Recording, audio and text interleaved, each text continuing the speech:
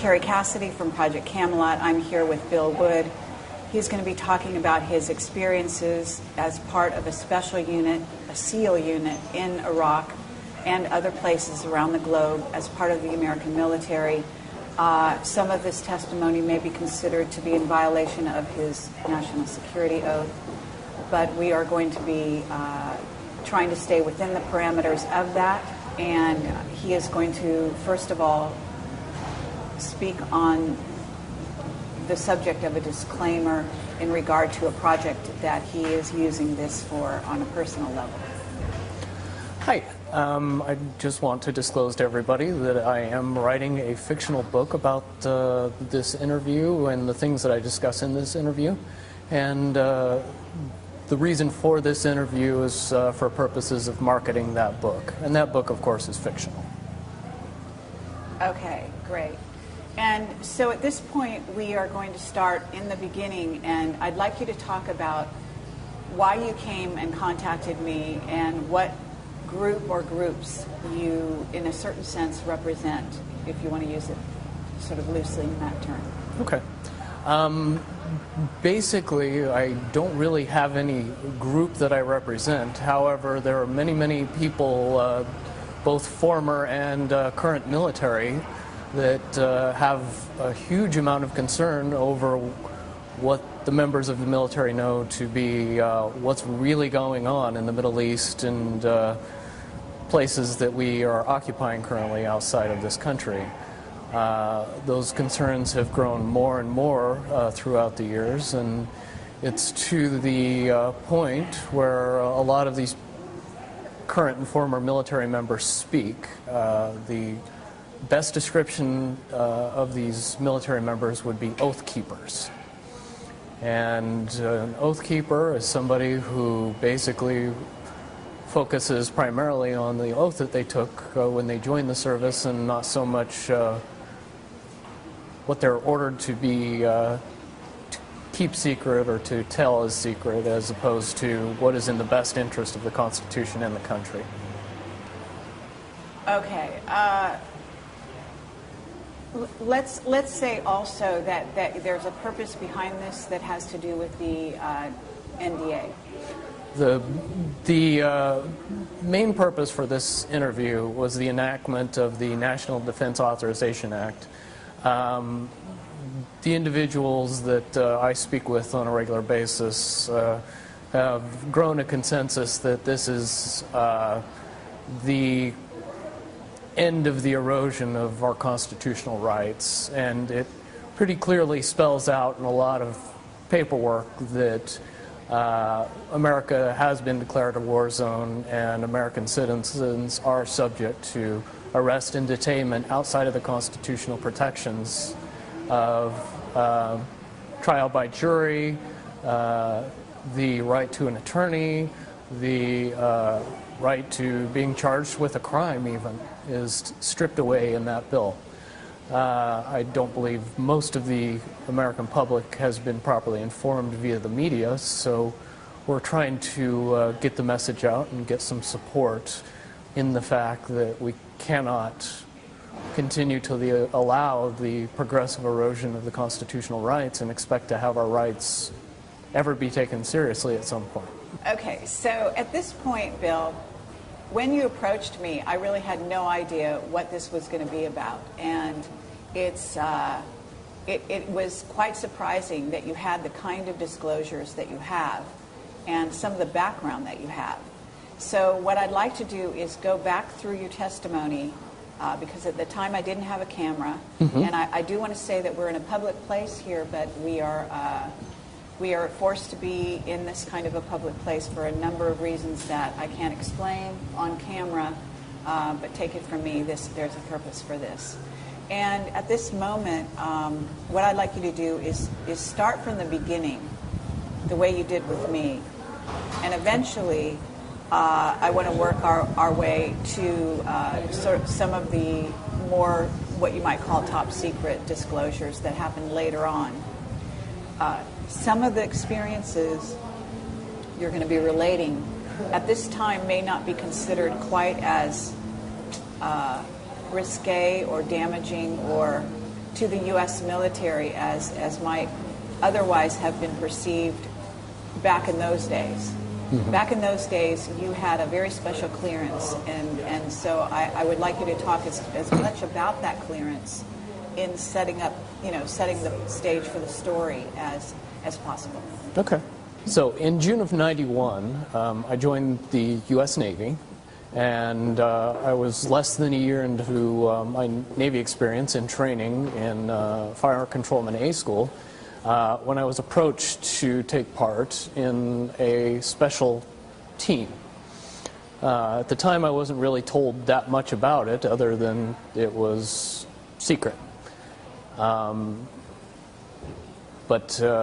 from my background and my family involvement in the military, I was excited to take the opportunity. Shortly after that, I was reassigned to San Diego, California, and was assigned to a ship that was being built.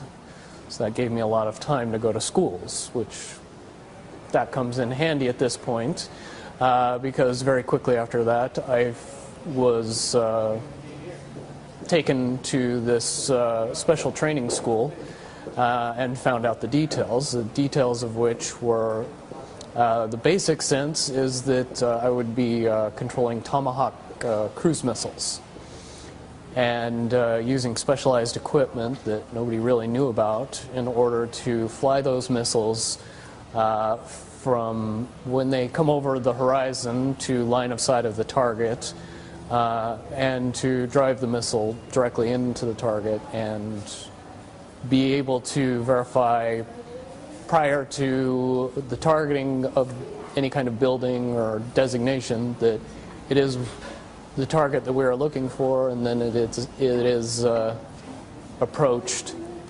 and the Tomahawk missiles are used against it effectively, and then we also do bomb damage assessment after that. Okay, but the reason you got involved in all of this is because the Americans found, was it during the first Iraq War that their Tomahawk missiles were going off target? There was a problem with Tomahawk missiles in the first Persian Gulf War, and if anybody can remember the baby food factory incident, when buildings tend to look alike, they have trouble, the Tomahawk missiles have trouble telling which one's which. And the problem that they had, and that they found they had, was that it made the missiles only about 70% accurate. And that was a big problem because we ended up blowing up buildings that the Iraqis would then put on the TV and say they're blowing up baby food factories. And that tended to negatively affect us on the news. So we had to come up with a solution to that problem. Okay, and so they brought you and people like you on board. Can you explain why you were selected? The primary reason I was selected was A, because of my background. I came from a military family, and B, because of my qualifying scores during training.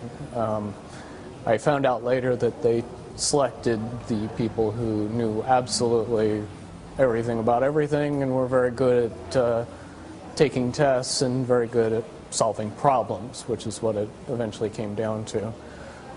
It was after that that I found out that I not only scored very high on the test, I got a perfect score on the test, which is one of the main reasons I was approached, and the others in my group were approached.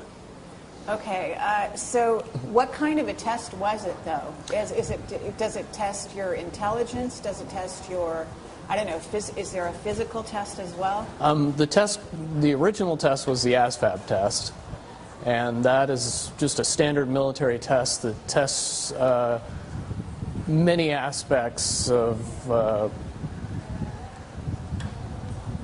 how intelligent you are, how you process problem solving, how you approach different situations, and ultimately how much knowledge you have on many, many diverse subjects.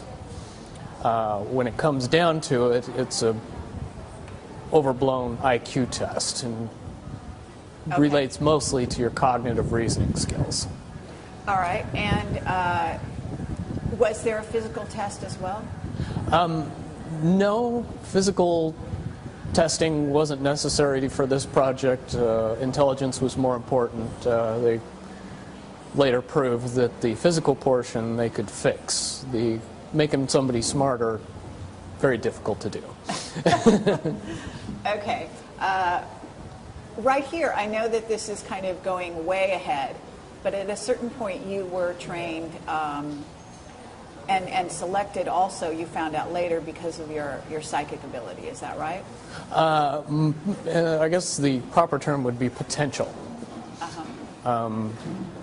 Everybody possesses a certain amount of inherent ability towards upper level thinking. It really matters as to how prone they are to being able to effectively use it and not let lies get in the way. Okay, and so you were trained in a very special place to enhance those skills, is that right? Lots of special places, but one in particular that I think people would find most fascinating, yes. Which is? One place that I was able to train at in particular that people would be familiar with is Area 51. I was able to go there for a single training course that was popularly entitled Advanced Psi. And basically what that class did for us is teach us to use advanced intuition. Basically bringing out your ability to know things ahead of time, predict things, delving into reading minds and predicting the future, if you want to use plain English to get into it. And would you say that you were trained as a remote viewer? Certainly that goes into the ballpark or the wider spectrum of what we are being trained to do. The wide spectrum is to trust and hone and use your intuition effectively enough that you could rely on it in tactical situations to give you more information than your five senses were giving you. Okay. And you and the other people you work with were a group of 9 people, is that correct? We were a group of more than 9, but it was 9 people that operated. We had officers and senior enlisted that helped us and a support staff, but essentially it was 9 people that were trained to do the job. Yes. Okay, and is that 9 people to go into the field? Yes. Okay. Yeah.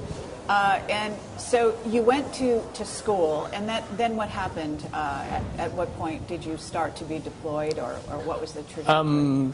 In 92, at the end of 92, we started to be deployed on missions.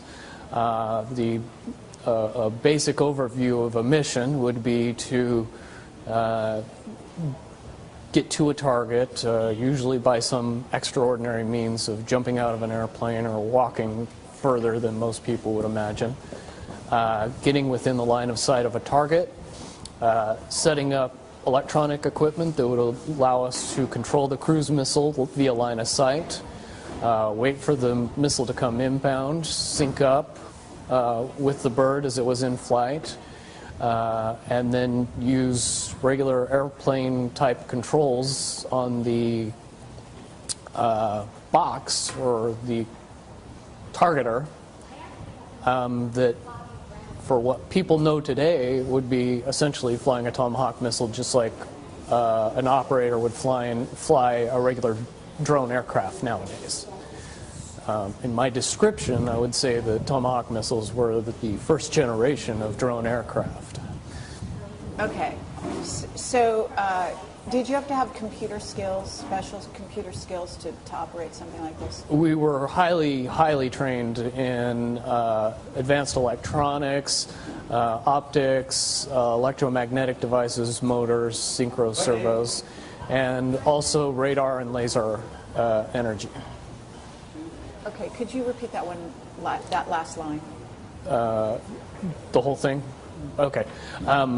We were highly trained in advanced electronics. We also did a special amount of work with optics, with electromagnetic devices, motors, servos, synchros, and a lot of information about radar and laser systems. Okay. And so far, have we violated any kind of a security oath? Not yet. Okay. No, but I'm just going to ask you that periodically, just so that we can sort of monitor that situation. Because we don't want to endanger lives any more than necessary here. You know, both of us are adults and know what we're getting involved in here. So at that point, you must have been deployed to a ship, right? We were deployed. I was deployed on several ships during my career, but on this particular occasion, yes, I was deployed to a Arleigh-Burke-class destroyer. Okay, and where was this based? It was based out of originally San Diego and then later moved to Japan. Okay. And so from this point, you were, can you describe the team you worked with briefly, and then how you were sent out on missions and where specifically the problems began? Originally, we were deployed to missions throughout the Middle East in various countries. The one that mainly I spent time in was Iraq, and that area of the Middle East. To most people's understanding, I think everybody thinks that the Gulf War ended shortly after it began in 1991. However, I do have personal experiences that would say that the level of occupation and level of violence that the American military perpetrated between 1992 and 2000 would be surprising to most people, I believe. Right. So at this point, you were deployed with a team on these missions, is that right? Right. Basically, the designation that we had was SEAL Team 9. Now, if you do all of your research, you find out SEAL Team 9 doesn't exist. That's okay. Until recently, SEAL Team 6 also had the same level of security and also didn't exist until shortly after we killed bin Laden. And then a couple of months after that, a helicopter was blown up, and then SEAL Team 6 really didn't exist. Okay, and they didn't actually kill bin Laden on that foray, so to speak, either. Based on the information that I had during the time that I was in the military, I do not believe Osama bin Laden was alive in 2011 when he was reported killed. Okay. So you were deployed on missions, and you were a group of 3, is that right? Yes, we were actually 3 groups of 3. We went out in 3-man teams. Basically, we were all trained to do each other's jobs, but we tended to do our individual jobs mostly. We had a team leader who was a first-class petty officer. We also had another member of our team who tended to concentrate mostly on weapons and protecting everybody while I was doing my job mostly. And then I ended up running the equipment most often and flying the Tomahawk missiles and the air surveillance drones that we would use to also cover our butts when we were moving around. Okay, so you were targeting the missile, in other words? Yes. Okay. From when I started operating in about 1992 to about 1995, most of the missions that we were performing seemed military targets and above board and worthwhile for the level of effort that we were putting into it. Although we were not at war. Although we were not at war, we were going after viable quote-unquote targets, or things that at least seemed viable from the outside. Okay, but they were so in a sense, I mean, if we're not at war, for us to be sending a Tomahawk missile to bomb even a military installation in another country is technically an act of war, is it not? It's very much an act of war and completely violates UN rules and regulations. Yes. Okay, and so you were doing this on a regular basis Yes. as part of a top secret group. Correct. Okay, are you able to describe what kind of clearance you had? The level of clearance that I had, or the designation for my top secret level clearance would be Indigo. And Indigo was a level of clearance that anybody that worked with Tomahawk missiles got that was related to SEAL Team 9. Okay, so we're having a helicopter flyover quite low at this moment. Not sure why, but it's an interesting dynamic. So we're just going to wait just a brief minute here and see if we can hear it disappear.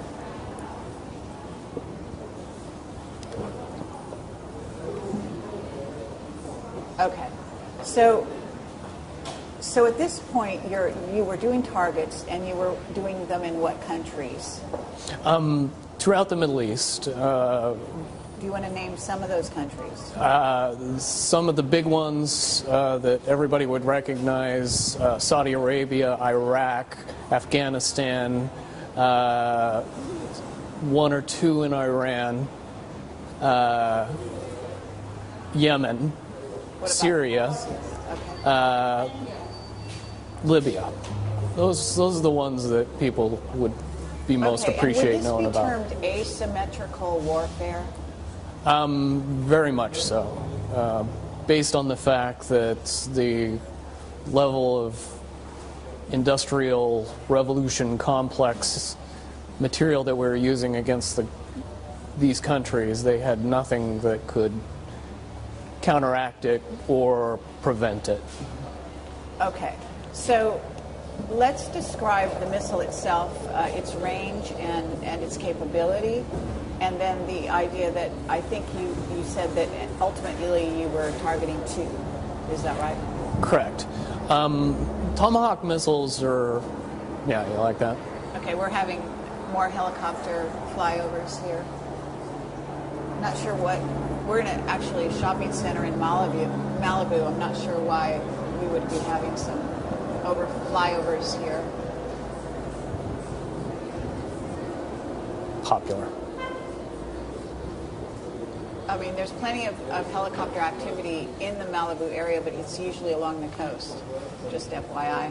Okay, so moving right along, the capability of the missile itself. How Tomahawk missiles work, they're normally sea-based launch missiles. The primary launch platform was either a Los Angeles class fast attack submarine or an Arleigh Burke-class destroyer. There's certainly other ships in the Navy's arsenal that can launch those missiles, but that wasn't their primary purpose. Once a missile was launched from a ship, it would go along pre-programmed waypoints until it got close to the target, and then it would use a combination of radar, lasers, and terrain mapping to snake its way through the land masses until it got within the line of sight of a target. The official version of what a Tomahawk missile would do at that point was compare a picture of the target to a picture that it has in its database and designate itself upon that target based on what was inputted up to it shortly before it was launched. At that point, we could interrupt the flight path of the missile by syncing to it with a special piece of equipment. Okay, I'm sorry, we have a helicopter again flying very low over this building.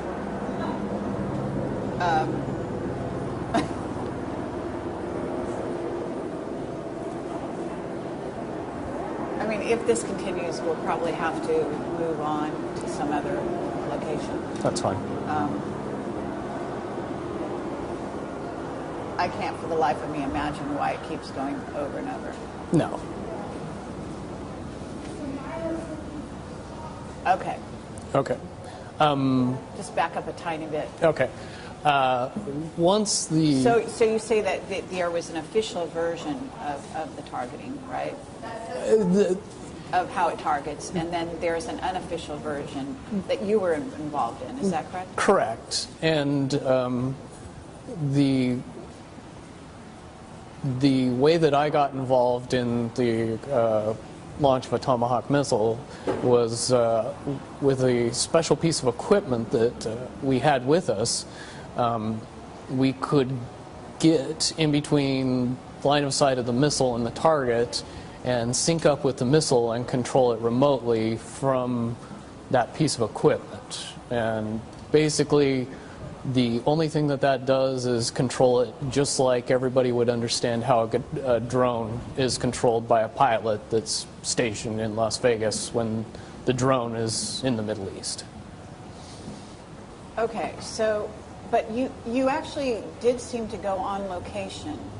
Correct. We had to be on location because back then the only way to exchange information fast enough with the missile system would be to be within line of sight of it. Of the target? Of the missile and the target. And the target. Okay, interesting. So you did need protection, obviously being somewhere in the vicinity of the target. Is that correct? Correct. And that's where all that cool advanced training came in. Experts at counter detection and counter surveillance certainly aided in our cause, as well as... Okay, we have another helicopter going. This one's different, though. Yeah, isn't it? Not the same one. Not the same. Okay, so, but at this point we haven't really answered the question as to the capability of the missile itself. Capabilities of the missiles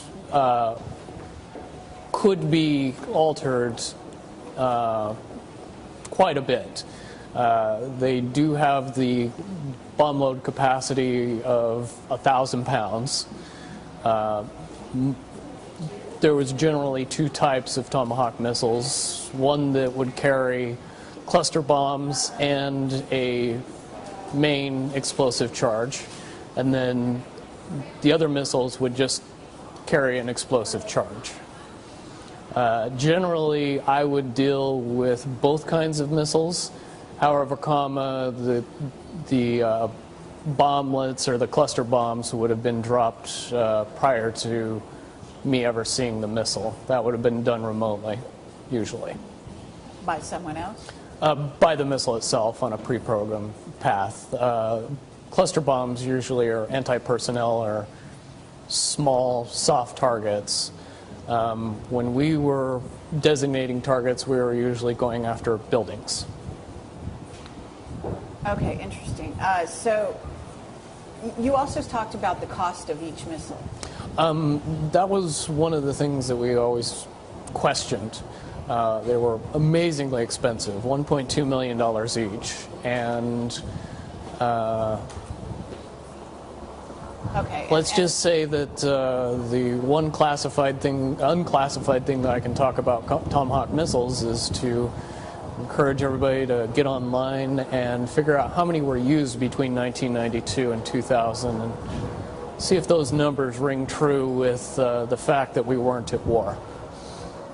Okay, very good point. Well, let me ask you that question. Do you have any idea of the numbers? Hundreds, probably pushing into the thousands. Okay, but you were sent out on missions, didn't you say every month? So once a month you would be doing what is in essence a bombing mission? On average, and that I'm just one of 3 teams as well. So would you say that all 3 teams were sent out at least once a month? Though we were highly compartmentalized and I wouldn't know, I can reasonably assume that we all did just as many missions, yes. Okay. Is this the sound of a helicopter still? Mm-hmm. Interesting. It's like hovering. Yes. Just right there. Okay. Do you feel threatened at all by that? No. but it only has to do with what I've been through, and not that I don't think your concerns are unreasonable. Oh, okay. Okay, interesting. Yeah. Well, I guess we're going to wait and see what happens here. We may actually have to move on.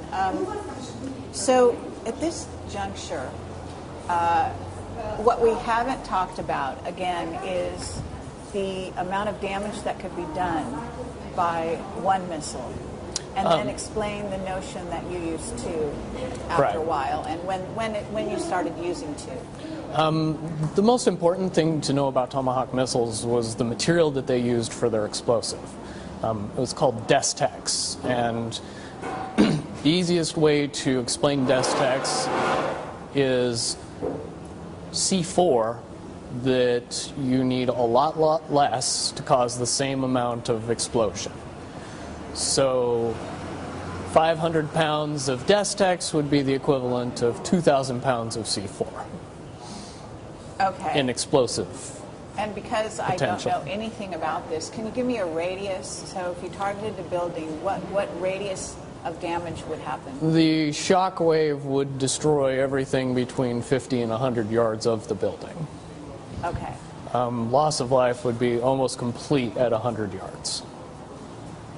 Oh, almost complete at what? 100 yards. Anybody within 100 yards of the bomb would, the overpressure is... Okay. And what about further away than that? Beyond that is the potential for dying from anything from weak blood vessels in your brain to debris. And that would spread over a much greater distance depending on the target. Okay. And these installations or buildings that you were bombing, even though we were not at war, that were in the Middle East, you had intelligence that gave you background on why that target was selected. Is that correct? Correct. We always were given information about the target and what it was supposed to be, and how we were supposed to be doing the mission. Later on, after we'd been doing it for several years, we tended to question that information based on the fact that we found that more often than not, the information was either kind of wrong all the way up to completely wrong. Okay. So I just want to make sure that we cover this sort of preliminary until you go to the blow-by-blow of what went on. And we are still having helicopters in the vicinity, in the background. What do you think? Should we change and go to my I think if we ever want to get it done, we should change. Okay. This is not going away. All right, yeah. And I was thinking about that long before you were. I'm Kerri Cassidy from Project Camelot, and I am here with Bill Wood. And we have had to move from our location where we were to a more private situation in order to take this testimony, because we have been overflown by repeated number of helicopters that simply did not want to go away, right? They were there long before the interview. Okay. But they made themselves very, very prominent during the interview, I have to say. So, and we will have kept that on this tape, and I plan to use that part, okay? But... I'm used to the attention. I'm sorry? I'm used to the attention. Oh, all right. Fine. Well, I'm not quite used to that degree of attention, let's put it that way. For me, this was something of an unusual situation. But at this moment, what I'd like to do is just maybe summarize what we've talked about before, because in case we do have any issues, having helicopters fly over is fine. It's a problem, of course, but if they're shooting an electronic pulse at the camera simultaneously, then the footage that we've already shot could have been affected. Mm-hmm. And what we have talked about has been excellent so far. What I'd like to do is recap it, okay, sort of in as short amount of time as you can. Mm-hmm. And what we're covering here is, the team you were that you were part of, the part of the service, the special training, and the capability of the Tomahawk. Okay. Basically, my military career was such that I was in the United States Navy from June of 1991 until June of 2001. In that time, I served in a special unit called SEAL Team 9. We were trained primarily to use us as an asset to control and handle Tomahawk missiles, cruise missiles, that were used inside the Persian Gulf region in the Middle East throughout the time frame of 1992 to 2000, to my knowledge. Those missiles were used in a capacity similar to what people would understand how drones are used today, both as intelligence gathering, but obviously the end game with Tomahawk missiles was to blow something up at the end of the flight. So that's what we would do over a secure link. We would get the equipment ready, wait for the Tomahawk missile to come inbound, sync up with the missile, and then control it through its terminal phase of flight. And then after detonation, we would do bomb damage assessment and then get out of the area quiet as ghosts. Tomahawk cruise missiles are usually sea-launched. So from that point on, you're in 1995 and you're still being called out. When you're not doing these assignments, these once-a-month assignments, you are on the ship doing other jobs? Yeah. We were perfectly capable of fixing regular radar weapons equipment and weapons platforms. I worked on one very specifically called Close-In Weapon System. I also worked with the Harpoon weapon system, the 5-inch gun weapon system, and the Aegis weapon system. So on an early Berg-class destroyer, I was qualified to take care of a lot of equipment, which came in handy. Okay. And so you were, and I guess, did you enlist? Yes. Okay. So this was a choice. Yes. There was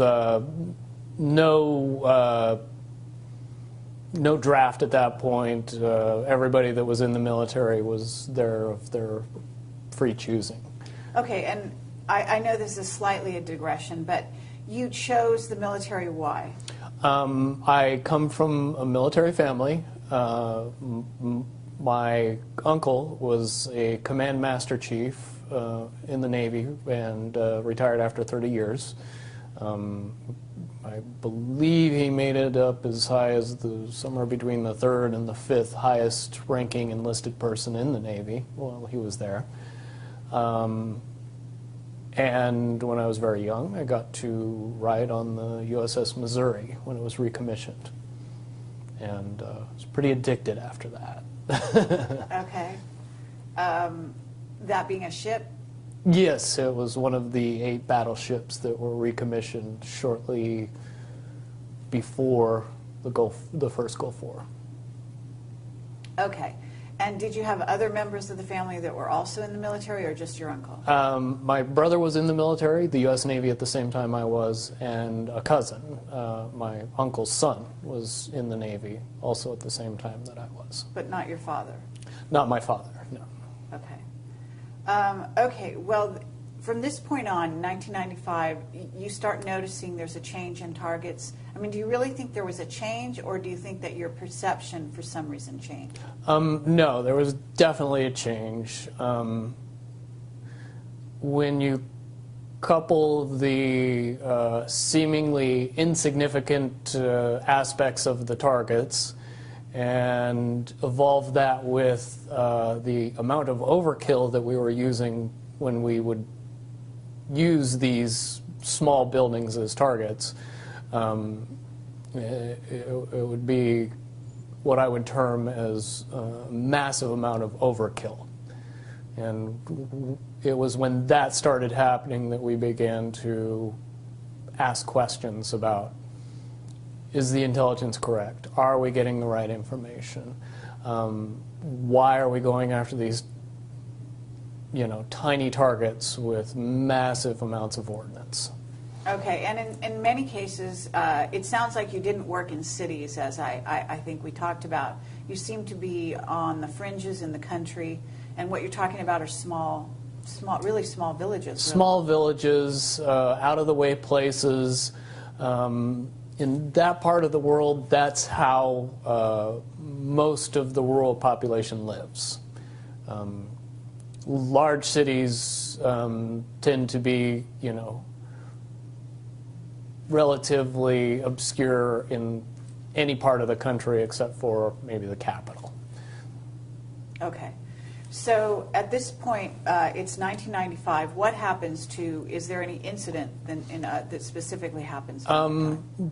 It progresses up to April of '97 when we were out on a mission, and like I was telling you about the dual Tomahawk missiles, normally it wasn't a big deal. They would come in right behind each other. It would be boom, boom, and there wouldn't be many issues. But in April of '97, I had an incident where the second missile came in 5 minutes late.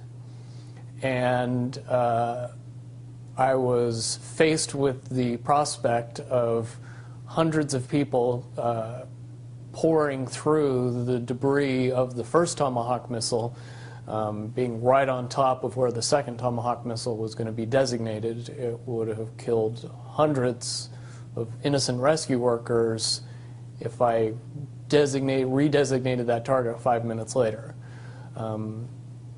I had an aspect of conscience that made it so I chose not to detonate the second missile on top of those rescue workers, and that was against standing orders and got me in a lot of trouble. Okay. So, but can you describe it in a little more, fill in the blanks, for the people that are listening, because this was a village in northern Iraq, was it not? Correct. And then also describe, maybe a little bit more blow by blow that incident and what you did with the missile. When the first detonation went off, it took out a small two-story building.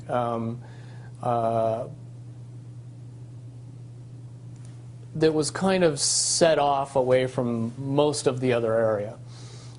When the missile did detonate, a huge number of people from the surrounding village came in to go through the debris and find any survivors and help people that were injured, because there was a large amount of collateral damage in and around the building as well. Smaller buildings, homes were knocked over or torn to bits, and there was a lot of injured people. So, and what you were saying was that the impulse of the townspeople when any building is targeted is afterwards is to rush in to sort of deal with the wounded or Correct. Handle the situation, right? And yes, and that was normal for my experiences to see people go in after the detonation and do what they could to help the people that were inside or the people that were hurt outside. Okay, and so at that point, what happened?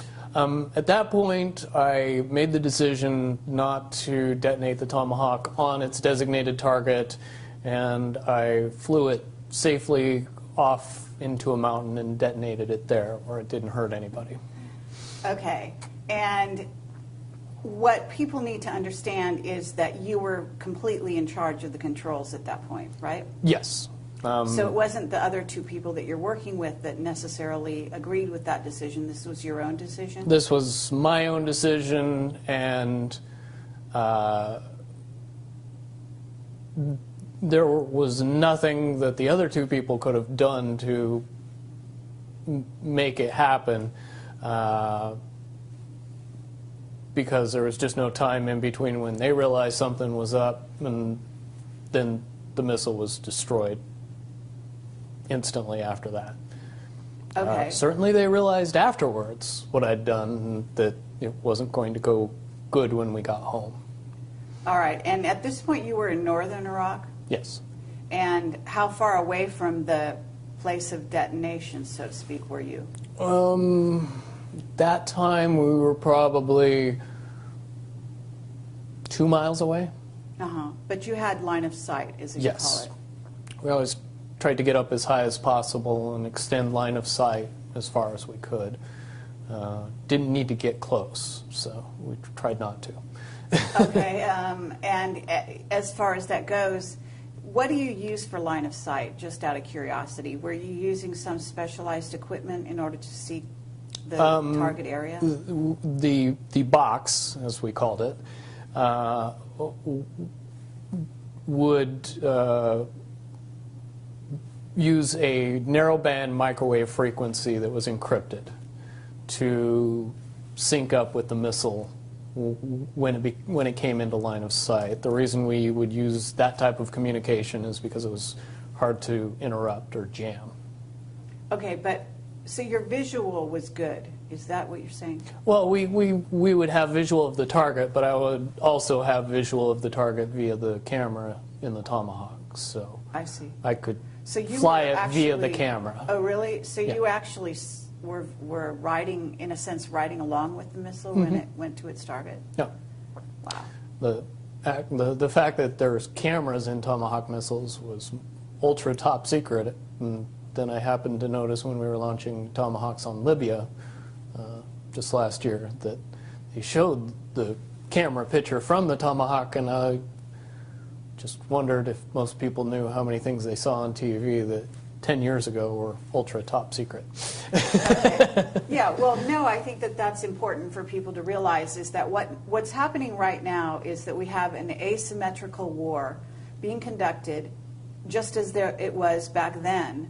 The difference, I think, is that some of these incidents do get reported in the news.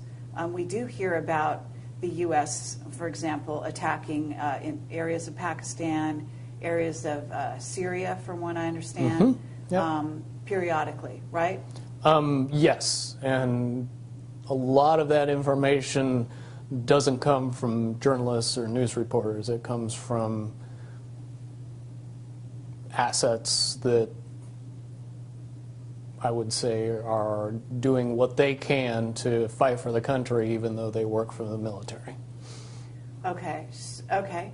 To trying to get the word out as to what our government is actually up to. I believe the proper term is whistleblowers. Okay. Hee-rah, or as they say, whatever. So what happened? Okay, so this happened, and then what happened when you returned? Or what was the trajectory? Nothing per se happened when I returned, but a month after that incident, I found myself facing general court-martial for unrelated charges. Okay, so you literally went back to base and there was no repercussions? No one said, what did you do with the other missile? Why did you fly it off target? During debrief, I mean, there was some very upset people, and why did you do? And many conversations with many different people about saying exactly what I said to the person before them, but I was adamant that it was a mission gone bad and I wasn't going to kill a whole bunch of rescue workers, and I thought it was left at that. So you continued to be called on assignments after that, right? You and your team. I didn't go on another mission before I was facing court-martial, no. And what was the period of time between those two things? It was a month or less. Oh, so you immediately were, it's pretty much, I mean, 1 month of downtime, and then you were called into court-martial. Okay, and that was for what? That was for what they said was child rape, which it definitely was not true. Okay, so basically you're based on a boat, ship, from 1992 until this time, which was 97? Yes, I was based on a ship, but realized we weren't always on the ship and we weren't always in the Persian Gulf. Okay, so was this on leave, an incident that happened when you were on leave? This was an incident that happened 2 years earlier when we were back in home port in San Diego. Okay, and just to summarize that quickly, the situation was what? The situation, what actually happened was I found myself in a situation where I was having consensual sex with a 16-year-old girl when I was 25 years old. Not what they characterized it in my court-martial as. Okay, so she was 16, but you thought, but even that was underage, or I don't even know what the laws are. Well, the laws in California at the time were that 16 and 17-year-olds could consent. That law has since changed. Now it's a misdemeanor for 16 and 17-year-olds to have sex with people over the age of 18, which is why I didn't get charged in the civilian community. I was charged via court-martial. Okay, so they went back 2 years prior and charged you, and did you know why? Like, I mean, you basically put two and two together and figured that they were targeting you somehow. Can you describe what the rationale is on the part of the military and how you explained how they kind of have something on each person? Well, the rationale is obvious. If the military has something that they can use against you, which in my particular case was obvious, they can not only use the situation but blow it completely out of proportion. And in the military justice system, there is no real recourse to being able to prove yourself innocent of charges. More typically, you're found guilty long before you ever make it into your court-martial. You don't have the right of a jury of your peers. Your jury consists of military personnel that are senior to you in rank and that have an overwhelming desire to protect their career over what they decide in your court-martial. So, in other words, they're sort of conditioned to find you guilty regardless, because that works in their favor. Absolutely, because if you go into a room being told by somebody that's in authority over you that a person is guilty, it's nearly impossible to be an impartial juror at that point. I think Bradley Manning could tell us all about that. Okay, yeah, no, that's pertinent, actually. Okay, so at this point, you've actually, gone against orders. They decided they want to pull you back into rank, or whatever you call that, rank and file. So yeah. what did happen then? Shortly after I was charged, I was contacted by my SEAL team lead officer, who was a lieutenant, and he gave me the option of rolling the dice and facing my court-martial and pretty much guaranteeing that I would spend 11 years in Leavenworth, Kansas, or I could take a slap on the wrist, plead guilty to something completely innocuous, and go back to work and do my job as a good sailor would and blow up targets with Tomahawk missiles and not say anything about it to anybody. That's what I chose to do. And you also suggested that they sort of had something on the other members of your team as well? I believe they had something on every member of our team, because we all had at least one skeleton that we all knew about. So it was definitely something that would make it so they could pick and choose and destroy the life and career of any member of our team and easily get away with it. Okay, if for some reason one of them decided not to follow orders or be insubordinate in some Correct. fashion. Or something similar to what I did. Okay. All right, so when you did what you did you have the sympathy, assuming that everyone found out about it, did you have the sympathy not only of the people, the two on your team, but other team members, or was there, were they not sympathetic? Yes and no. Really, the only two people that had all the information were the two people that were on my team. We were fairly well compartmentalized from each other. The other members of the other two teams got the military's version of the story long before they ever heard mine. So when you're given the military version and the guy you know's version, it's very conflicting, and I'm sure most people saw it for exactly what it was, but at the same time didn't want to believe anything but the military version because they don't want to think about the reality if my version was the true version. Okay, because what your version, in essence, said was that not only was 2 Tomahawk missiles overkill to begin with, but that on top of it, these were soft targets, and that targets in and of themselves were suspicious, right? Correct. And basically, hammering me let everybody else know in the group that all of the complaining and all of the trying to, bring out the reality of what was happening was not appreciated, and it didn't matter. It made every member of the team feel like they ultimately had a gun to their head, and free will wasn't an option. Just do your job, don't think. So what happened at this point? You accepted the deal, and then what happened? I accepted the deal. I pled guilty to a charge of unlawful carnal knowledge of a minor, I swear. Very Van Halen, but...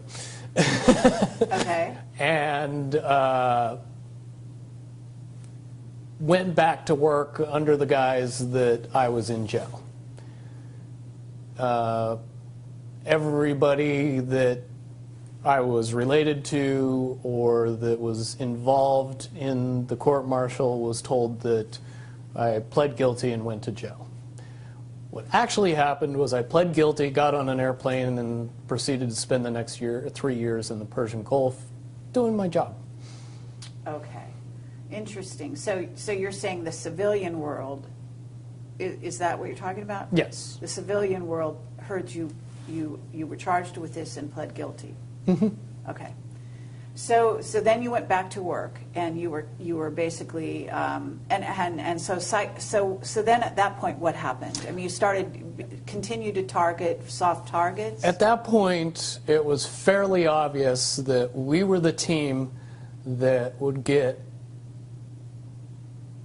the hardest targets. Not militarily hard, but the hardest to blow up. Meaning the softest the targets? softest targets, the one that were most obviously not military assets, not worth the amount of explosives that we were using. At that point, the targets became plainly obvious that it was a terrorist-based mission, and the reasons that we used the missiles and the explosives and where we targeted was to scare people and not to blow things up. Okay, but you did blow things up. Yeah, but it was not... The destruction wasn't the main mission. The main mission was to scare the people that survived and get them talking. And was it to turn them? I guess I'm kind of It's interesting because at that point they have like a captive audience, so to speak, in you guys, such that they can do whatever they want with you, and you can't complain, you can't object, because you're sort of under a certain level of coercion to be quiet, right, and do your job, Correct. regardless of what they ask you to do. So they can really sort of run you all over the countries, doing whatever they want.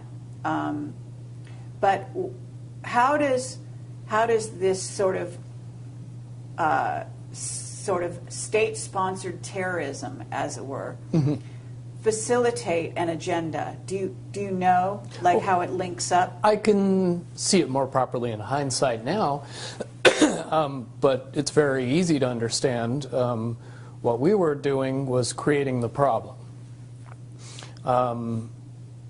When enough people are left behind with enough dead and injured relatives that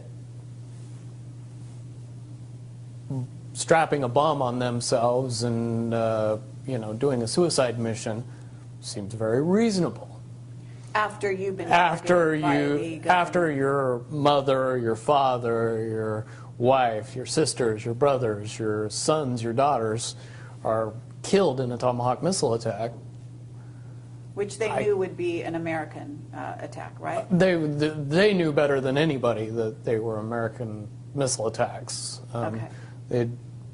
Most Iraqis were well aware of Tomahawk missiles, what they did, how they did it, and more importantly, how many people they killed. Okay. It was a big deal to them. They didn't like that terrorism. So in a sense, it was homegrown terrorism being bred out of these incidents. That Correct. The U.S. was actually creating the problem, as you rightly said. Correct. That also coupled with our occupation of bases in Saudi Arabia.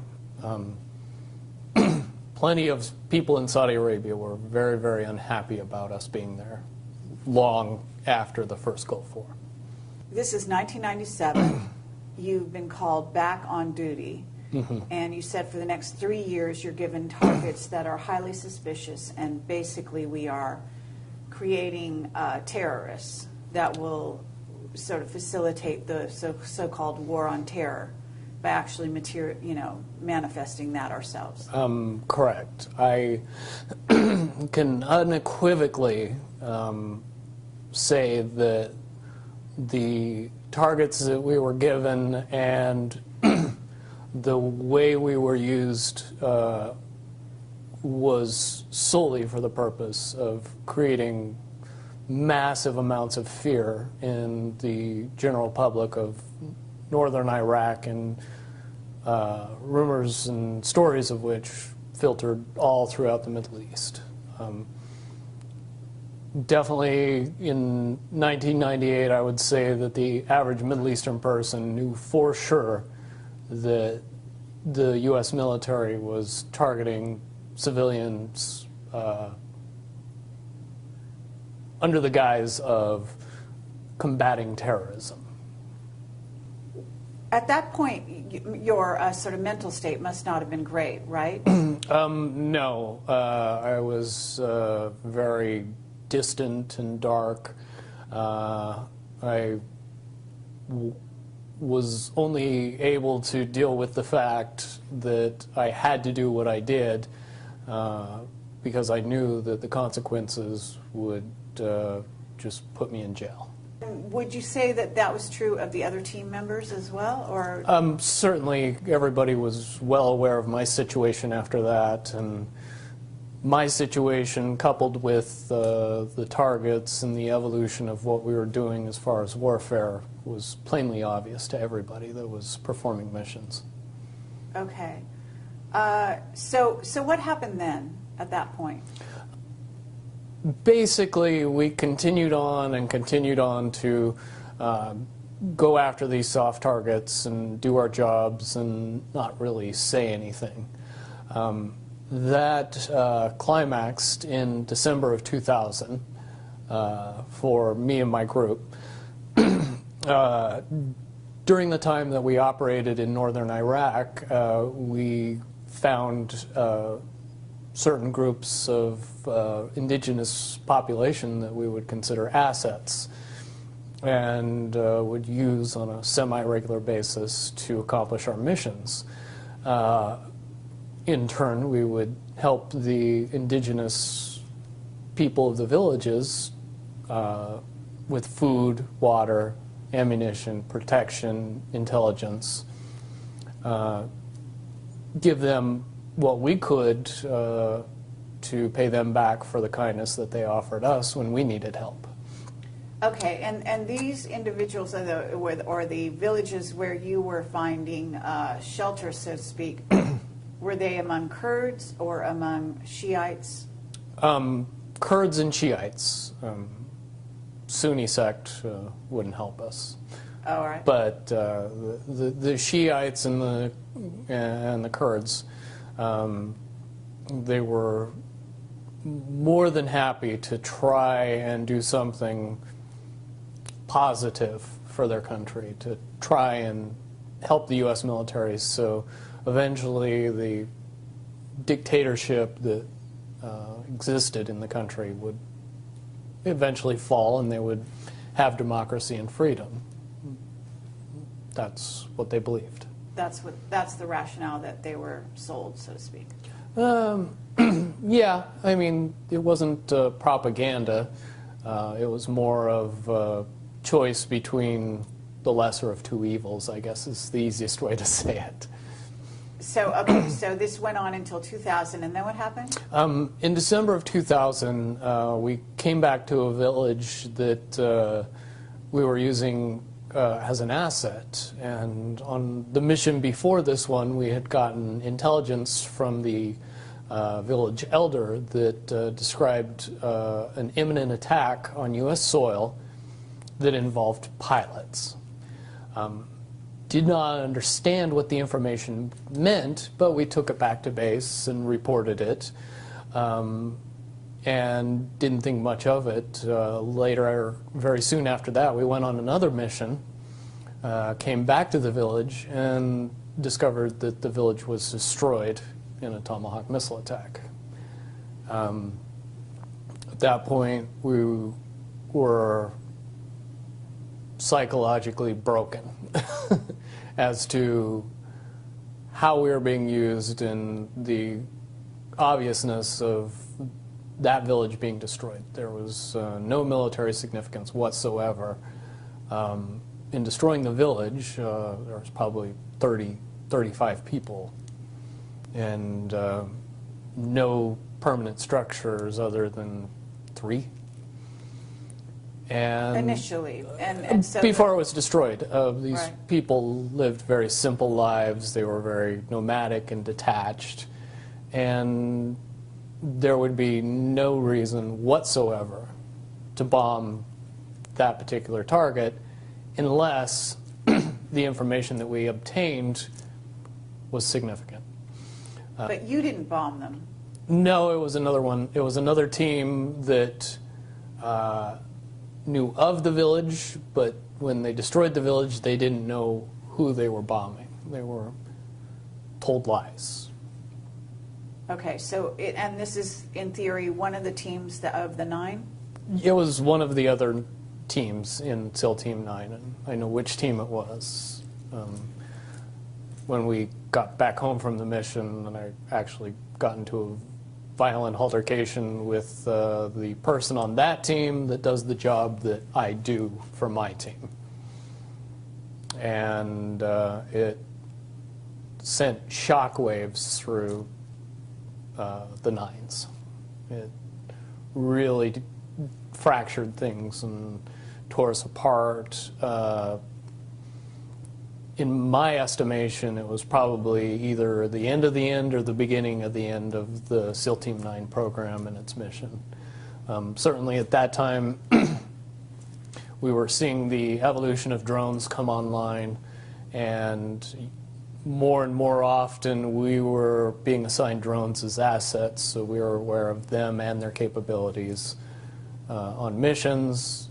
And shortly after that, drones became weapons-based platforms, and they started using the much more humane Hellfire missile to accomplish the goals that we were accomplishing with Tomahawk missile attacks. When you say much more humane, are you joking? Tongue-in-cheek, Hellfire missile has a 25-pound warhead. Tomahawk missile has 250-pound warhead.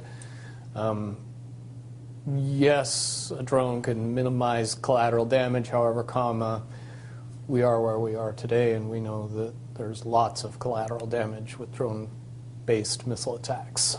Okay. Yeah, I didn't even realize that drones were military,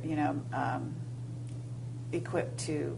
I thought they were simply surveillance. Most people don't. Not one of those well-advertised things that our media keeps us up on. Right. Okay. So at this point, you basically had what you call an altercation with the individual who bombed this group of people who had been giving you guys shelter, who in a sense, it was almost like, I don't know if it's like a shelter or a home base for you guys, this small village, right? So the village is destroyed. It wasn't a home base. It was it was an asset that we used in a military sense, but at the same time, we developed an emotional connection to the people of the village. We knew who they were. We knew what they were about. We knew the basicness of their living and how they went about. And destroying that village and killing all those people was unnecessary and sad. Okay. So at this point, what happened within your sort of when you attacked the person, did you almost kill them? Yeah, I got into a fight with them.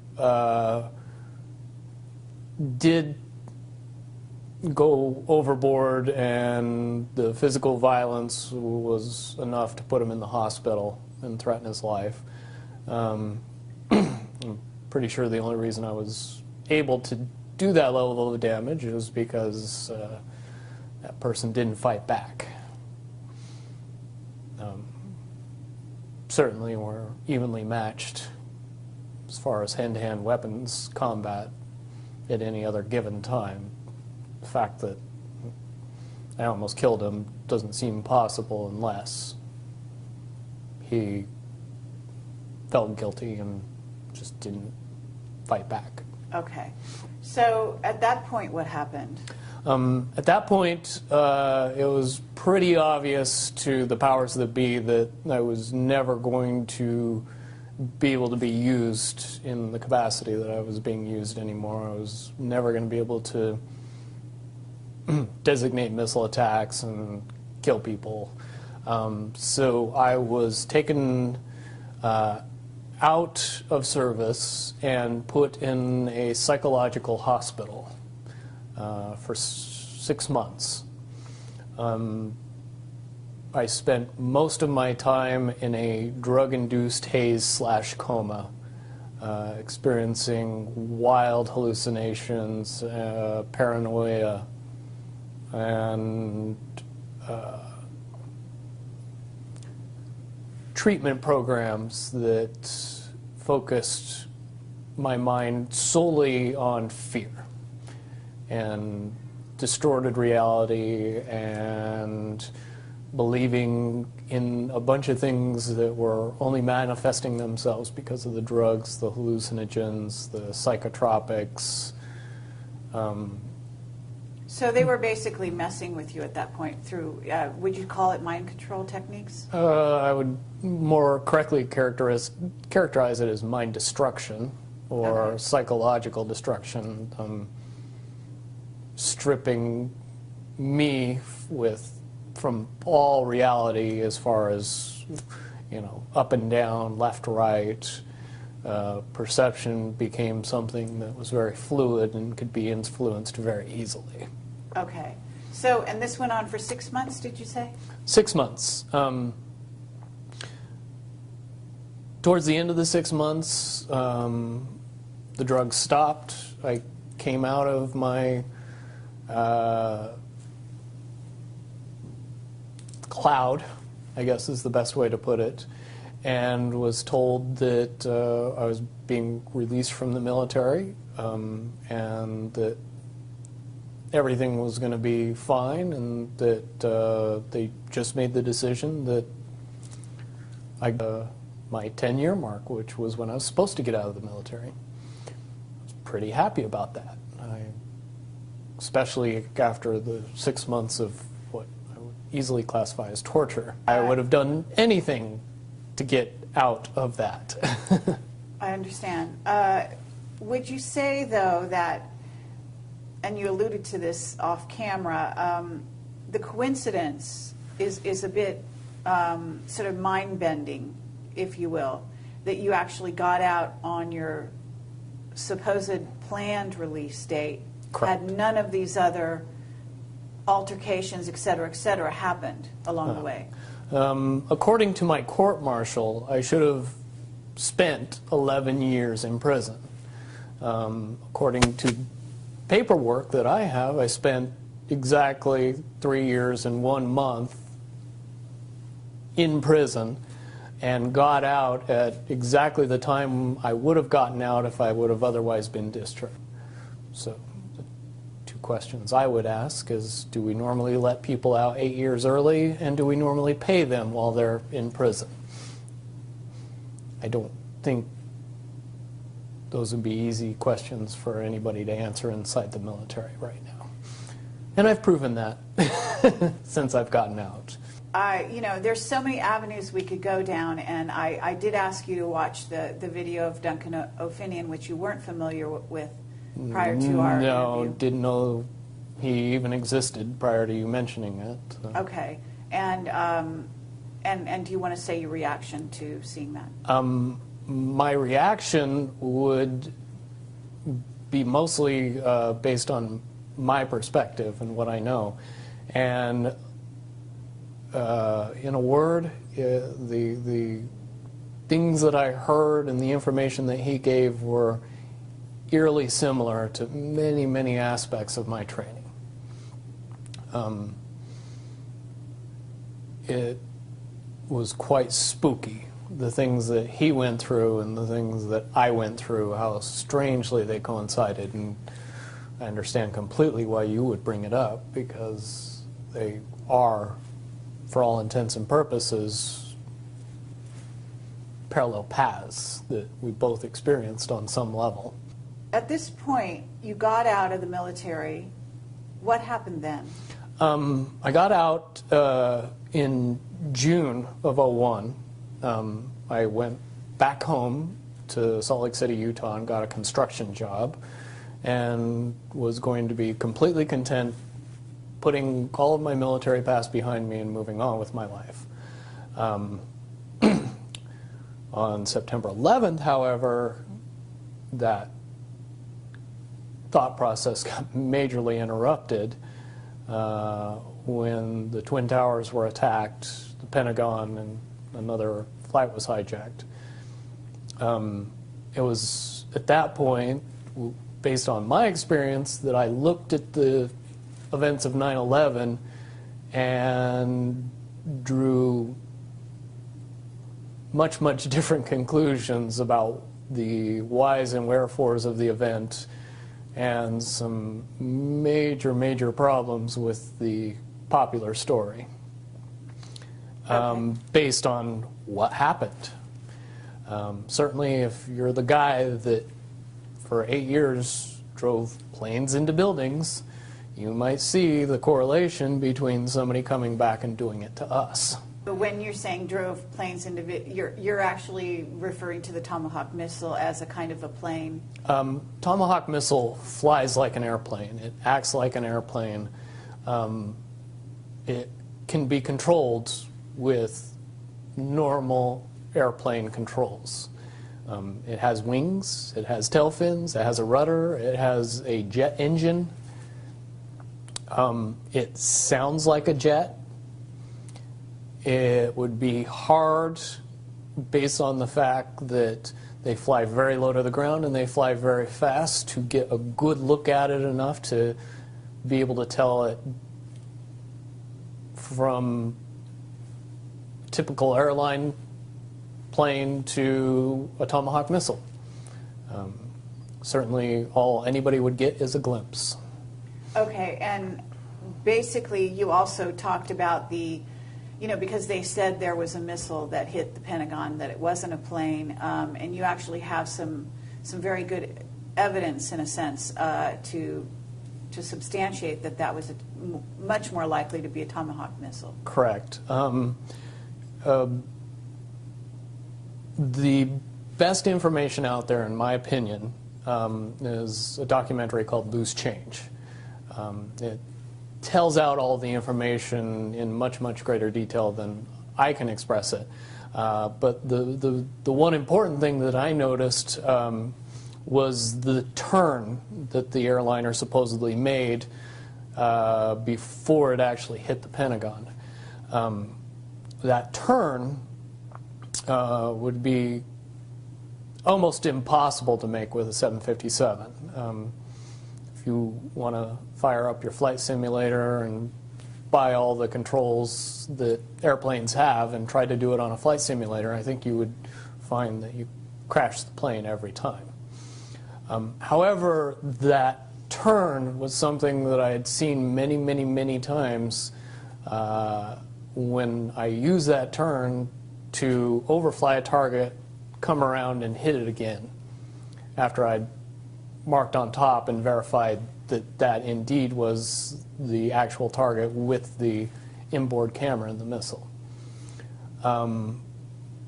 Also, where an airliner's wings are particularly susceptible to damage, and knocking over 5 light poles would be an issue when you were trying to control the aircraft at low and slow, like they were. Tomahawk missiles' wings are reinforced and aren't filled with fuel, and very, very hardened surfaces that make it so if the missile's ever attacked, it would still fly into its target. Certainly it could knock over 5 light poles and not even blink before it hit the Pentagon. The other eerie part about the whole situation is that it hit the Pentagon at the one area of the Pentagon that had just received a reinforcement or an upgrade that made it the most reinforced part of the building. The part of the building that would be damaged least by an attack. Couple that with the fact that there wasn't any jet fuel blowing it up, and that the wingspan of an airplane driving into that building doesn't match a 757. You model a Tomahawk missile and its flight path and payload and wingspan and all the other technicalities of it, and I think you would find that the estimated damage of what that attack would cause to the Pentagon at that particular area would fit very nicely with the actual damage that happened to the Pentagon in that particular area. And the fact that they had evacuated, or at least that a lot of people were not there, and that, didn't you also allude to the fact that it appeared that there was evidence that Cheney had been waiting for the in the documentary Loose Change, it does have some pretty damning evidence that the vice president was well aware of the attack. Then again, you could look at the reaction of President Bush at the time that he was notified and assume that somebody knew something ahead of time. Well, his reaction would be stereotypical of that, in my mind.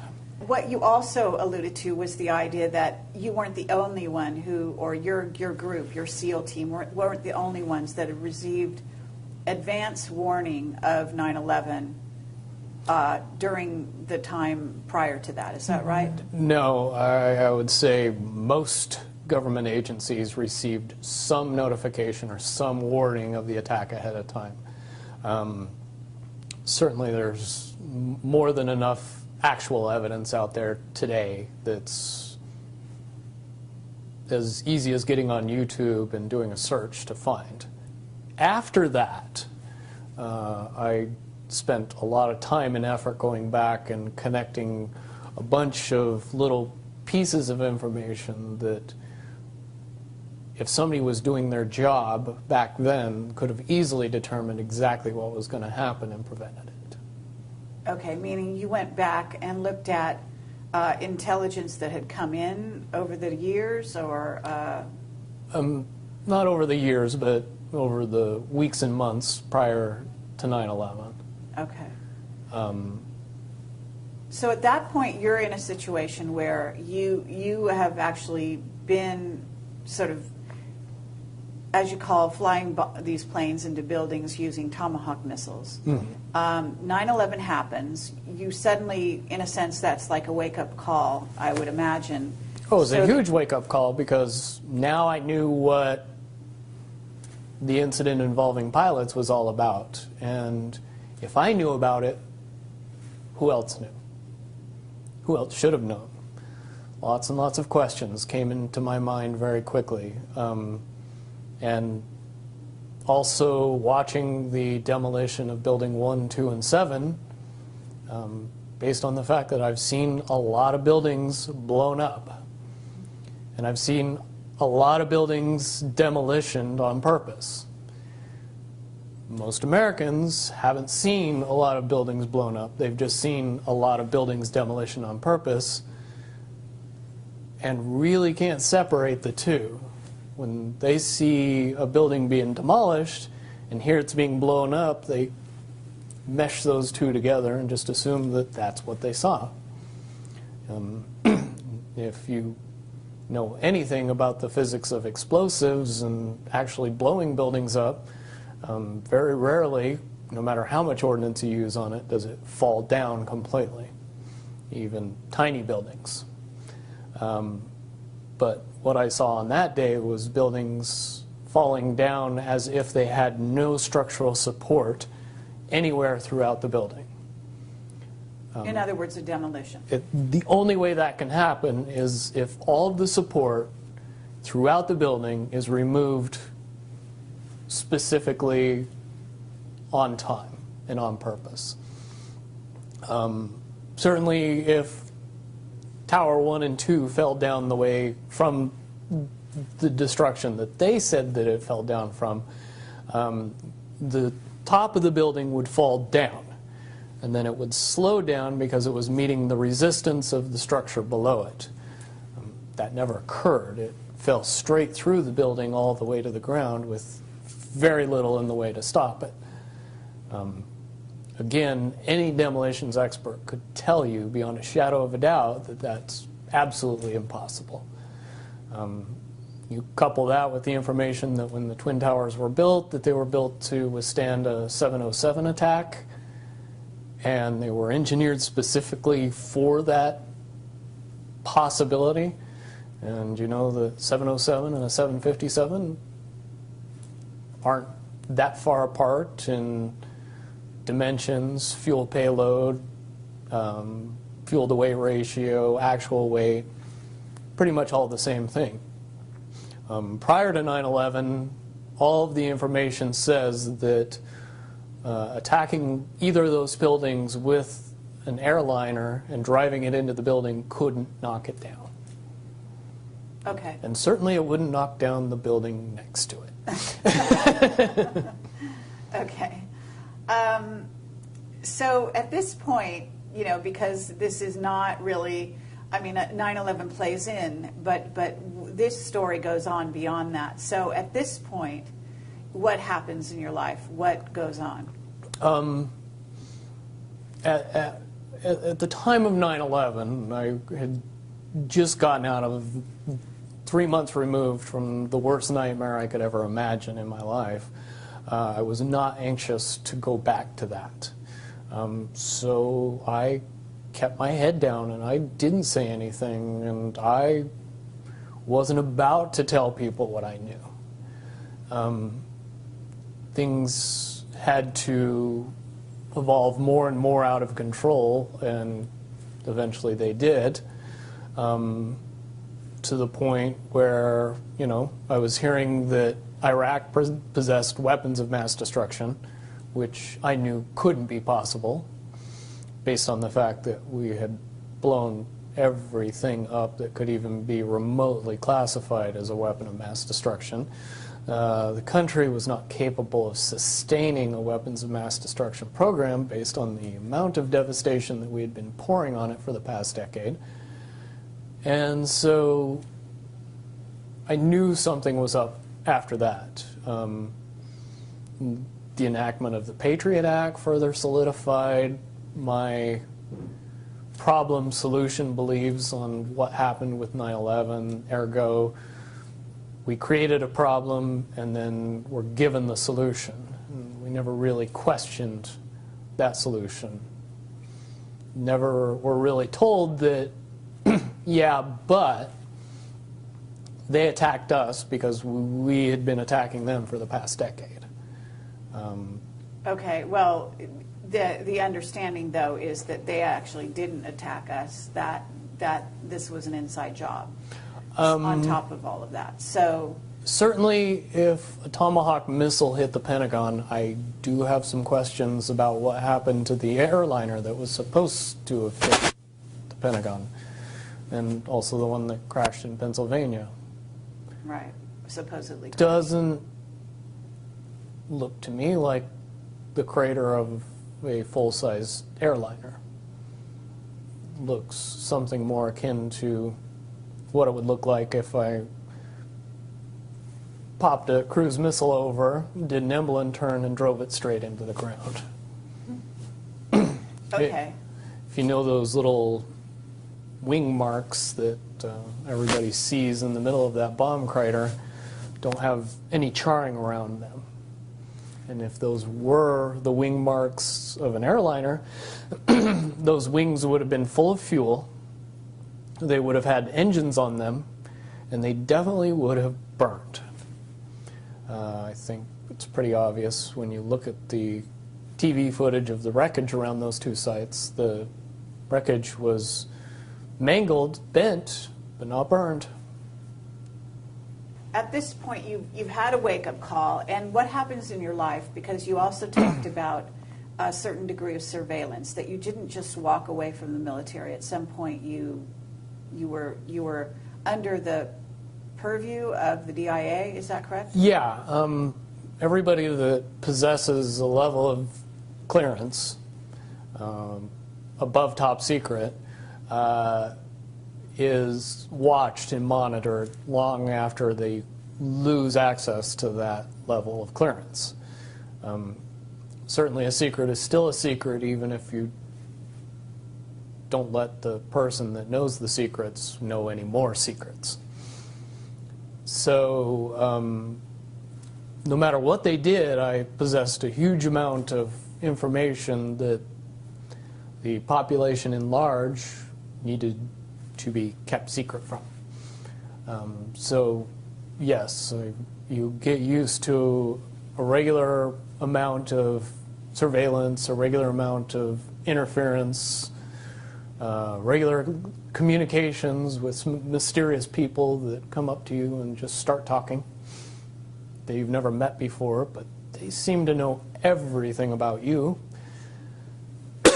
And that was what I experienced between 2001 and 2007-ish. So at this point, you have been spending from 2001, when you had sort of a wake-up call, what did you do? Did you just continue to do jobs, or? I continued to do jobs. I ended up going to college and getting my degree in electrical engineering. I worked for a fairly large medical laser company, and then shortly after that started my own business. Okay, and the business was what? Repair and maintenance of medical laser equipment and medical light equipment. I mean, you didn't address this thing where you actually are a registered offender? Yeah, that was part of the monitoring program that worked out very effectively. When I was discharged from the military, what they didn't tell me is that I was not going to be given a choice. I was going to be forced to register as a sex offender. And I basically had to either sign paperwork that said I would agree to that, or face my criminal sentence and go for another 8 years in Leavenworth. Once again, I made the obvious choice and got out of the military and decided that the registration program wouldn't be nearly as big a deal as going to jail.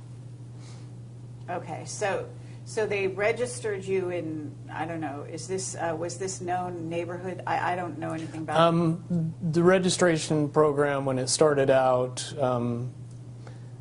was fairly innocuous. Rather, the worst part of it was having your picture splashed online with a bunch of other people who probably had more inclination to going after children than I did. Over time, the buildup of what I was seeing and what I was experiencing and what I knew from my previous military experience in what I learned since getting out of the military, it began to build and build and build and build until it eventually got to the point where even I couldn't take it anymore. And at that point, I began, looking up information on the internet, doing research, information gathering, kind of quote-unquote building my case. Shortly after I began doing that, I was contacted by a group of people that were also doing the exact same thing and were much more aware of who I was and what my experience in the military was on a top secret level. I was very surprised by that. But I learned very quickly that there's people out there with a huge amount of information that are fighting for the good guys. Okay, so in essence, you were contacted by a group of what we call white hats. White hats, I call them oath keepers, but essentially they're the patriots that our government would classify as terrorists. Okay. But they are ex-military by and large, and some of them are still in the military. I would assume a large number are still in the military or the government in the FBI, Secret Service, CIA, any alphabet agency. There's got to be a percentage of people that are seeing the day-to-day and going, this is wrong, we got to do something. So they contacted you? Yes, and over the course of a few months, I was vetted, and if you don't know the meaning of the word, that is a cute term for saying how much you could be trusted and how much you would lie and what you didn't want to talk about. When you figure out that the people on the other side of the vetting process already know all that and they're just trying to figure you out and see if all that's true, if you respond exactly the way that you are portrayed in their minds, it's very encouraging. And, they knew my deepest, darkest secrets, and they knew even more than that. And when I came out with the information I did, I kind of graduated and got a trusted role in a very compartmentalized world. Okay. But at the same time, there was some kind of incident, wasn't there, with the DIA in which you started to refuse to be dealt with the way they wanted you to be dealt with? Right. Shortly after I decided that I was going to do what it took to see my part of justice being brought into the limelight and into popular knowledge of the world, I also told the DIA handlers that visited me shortly after that incident that they could not bother talking to me anymore because I wasn't going to be handled by the government. And I was going to be a problem, and I was going to be a loose end. And I was going to be somebody that they had to worry about. Okay, and then what happened to your livelihood in terms of your business? Over the course of 2 years, my business was destroyed. My clients were all mysteriously notified of my sex offender status. Many of my neighbors were visited by the police and had information brought to light to scare them. Fortunately, they didn't know that my next-door neighbor was my best friend, and I helped him get the house, so that's how I know this all happened.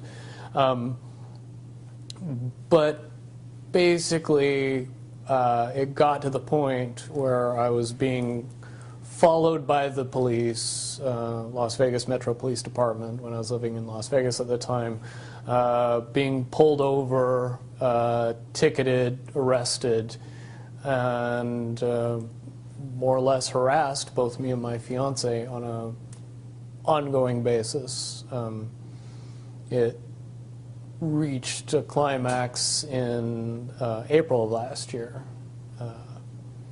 when the final straw, where they set up a massive amount of traffic enforcement for no particular reason whatsoever that they can explain, and pulled me over that day on the way to a competition, a bodybuilding competition, that I was going to be going to with my fiance, and it was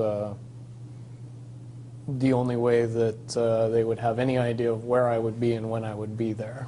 And so they used that to their advantage.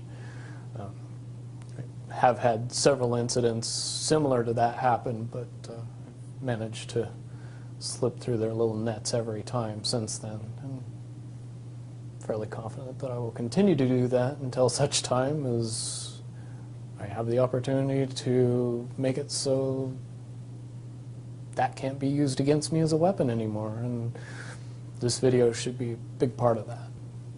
So you're working with this group, and one of the reasons you came to me was actually because of this Defense Authorization Act. Yes. That sent shockwaves through the community that I'm involved in. Basically, that is the final straw of the complete erosion of constitutional rights. It literally has government giving itself permission to violate the rest of the Constitution. And that has a lot of people concerned. And a lot of people would like to see something done about that, and it's my opinion and their opinion that something could be done about that. Because, quite honestly, we are a false flag away from enacting all of that legislation that's just been created. Right. I would agree with you on that. One disaster away from lock up everybody who we say is a terrorist, and nobody will question who's a terrorist. Right. So you and this group are basically, in a sense, coming to Camelot to get a hearing for you specifically in relation to some of the things that have happened to you, right? But at the same time to bring notice to the public that this Defense Authorization Act is going to be a huge, well, it is a violation of every constitutional right out there, but that it pushes the envelope to such a degree that it must be dealt with. And you're suggesting certain strides be taken, right? Yes. It's a very simple process if you understand how the problem solution effect works. In order to create the problem, you can't have everybody know about it. You can't have everybody talking about it. You can't have everybody saying, well, yeah, now we're just waiting for the next false flag. If that information is too widely known and too widely held, the next false flag would blow up in their face and cause a shift in public consciousness to say, no, this is just our government messing with us, as opposed to panicking us into a blind fear. Right. So we'll then allow them to go to war in a full-fledged war, right, instead of this this sort of sporadic war that they're conducting. Right. Correct. And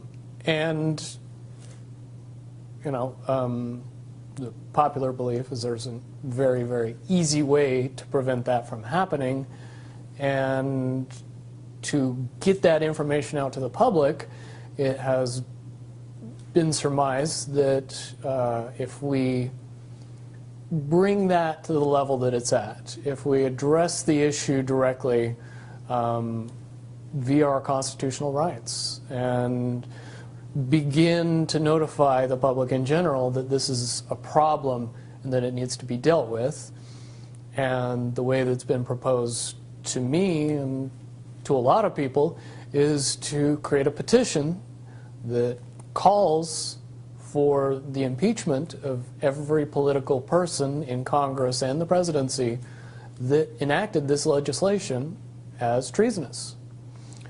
Because it is treason to attempt to alter the Constitution through an unconstitutional means. If you create a law that circumvents the Constitution, you commit treason. Fair enough.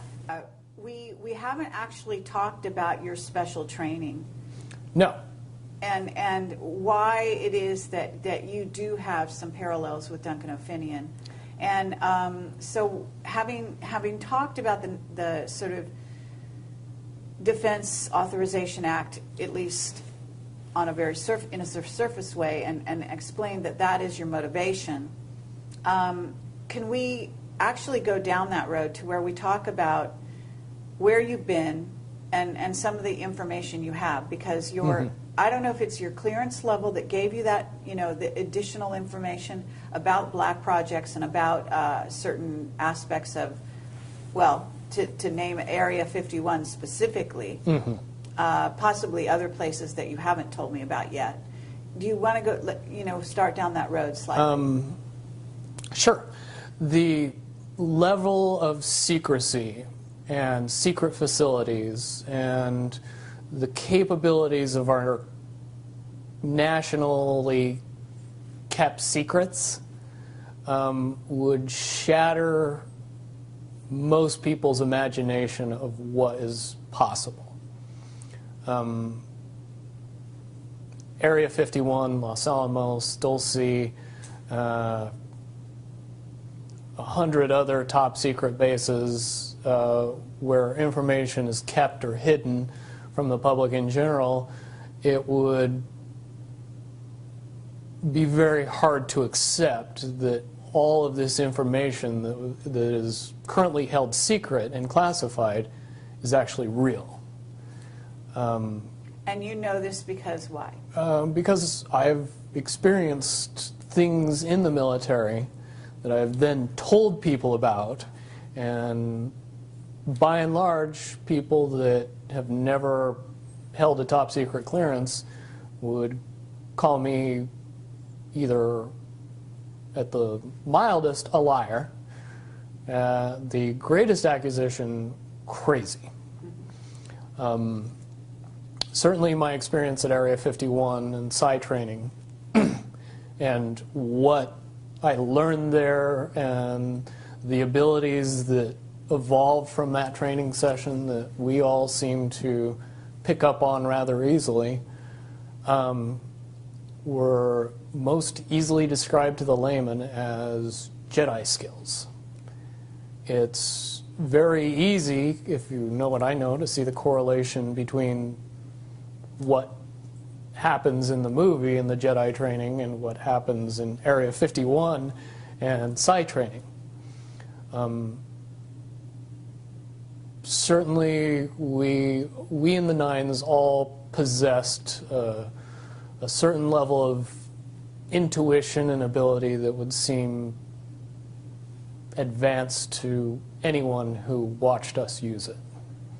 Can you elaborate on what you may have come across? Because if you're using these abilities, you're in Area 51, at what level did you go down to, or whatever? Are you aware of off-world craft? And I mean, you know what's out there I'm not sure how much you know about Camelot, but I assume that you know the general amount of information on the internet. What can you substantiate having personal sort of knowledge of?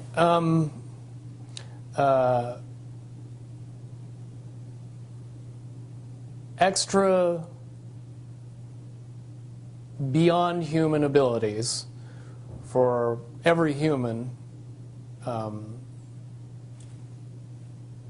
not subject to popular belief, but we as human beings are far more capable of using many, many advanced skills beyond 5 senses. With a little bit of training and the knowledge that it was actually possible, most people could accurately predict the possibilities of the future, to know when other people were thinking about them, pick up on what is easy to describe as reading people, where you don't really need to use your 5 senses to be able to know what somebody else is thinking or feeling. A lot of that has to do simply with the belief that and the understanding that it's possible. That opens up a lot of doors.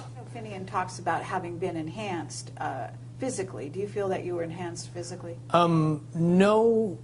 When I hear Duncan's story, the things that he experienced are very similar to what I experienced, based on the fact that you were never told that the actual belief in what you were doing was giving you the ability. You were giving something, a caveat, a carrot, an enhancement. They could jam a small piece of metal in your arm, and that's enough to get you believing that you have these abilities, and they turn on. But one really doesn't have anything to do with the other, per se. I have had a device implanted in me, and I later was of the understanding that that device did not do what I was told it was doing. It was not to provide enhancement, it was to provide monitoring. Mm-hmm. And but you're basically saying that it's the mental abilities that you, it's like placebo in a sense. As long as you believe it, it's the placebo effect, gives yes. gives you that ability to do superhuman type things. Right. And that's very important because if you teach people these things, you want to be able to turn those things off if you want to. You want to take those abilities away from people if you don't want them to have them anymore. So if you tell them the true nature of the abilities, then you can't take belief away anymore. You have to pull the piece of metal out of the arm that says you don't have the enhancement anymore. Well, it's the Tin Man. Yes. And, being told that he doesn't have a heart, he needs to have a heart installed, when in fact he had a heart all along. Exactly. Or maybe that's the lion. I forget who. But several. Lion was courage. Yeah. Yeah, several of the beings in that story. So okay, well that's very valuable. So you basically were given that kind of thing, and I would say that.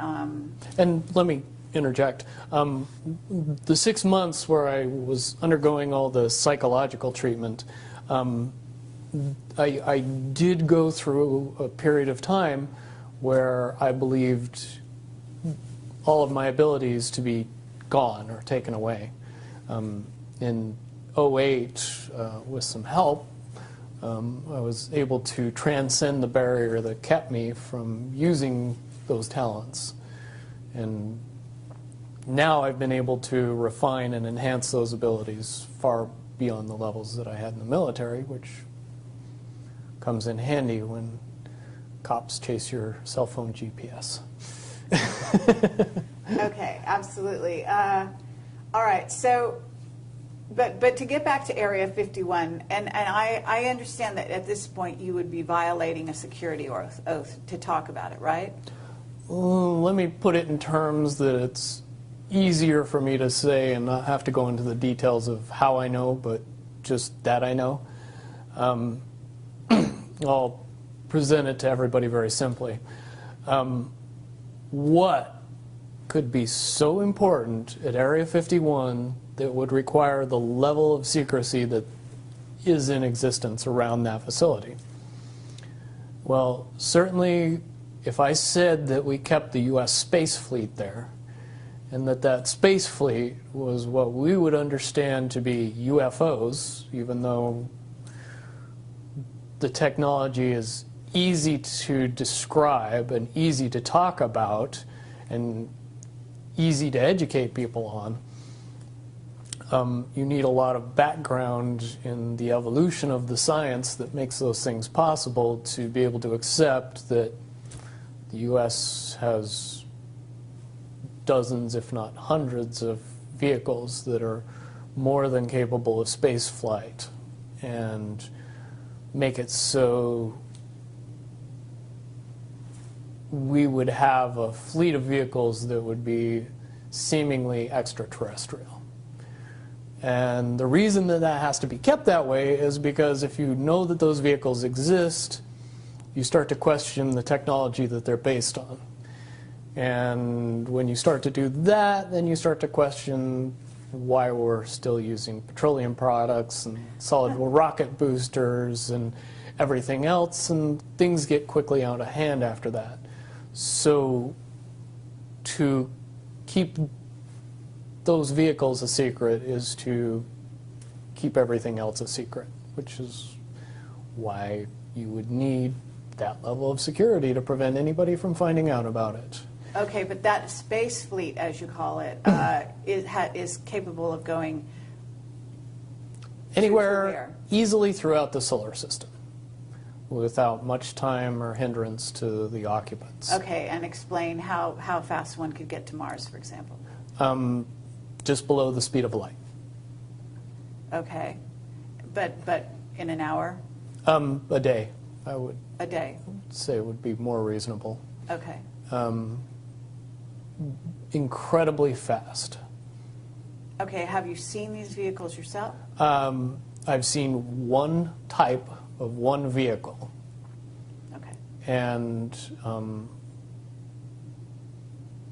compared to when I saw it, which was more than 10 years ago, and what should exist now, I would say that it was a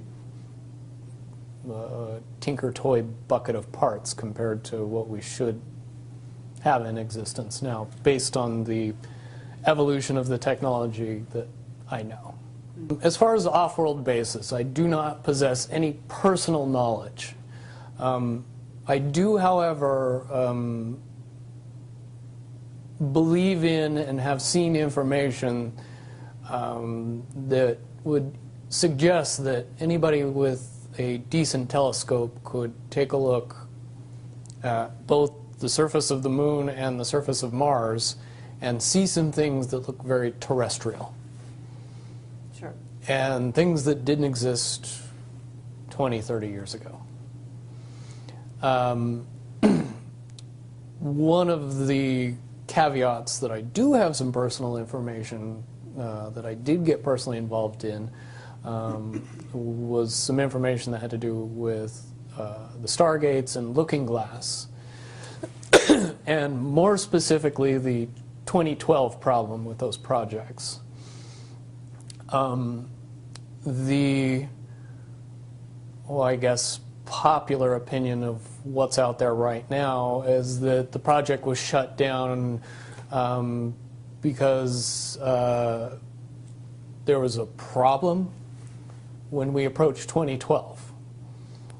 I've heard it described a number of ways, but to my knowledge, the problem is that the timelines converge on that point in time.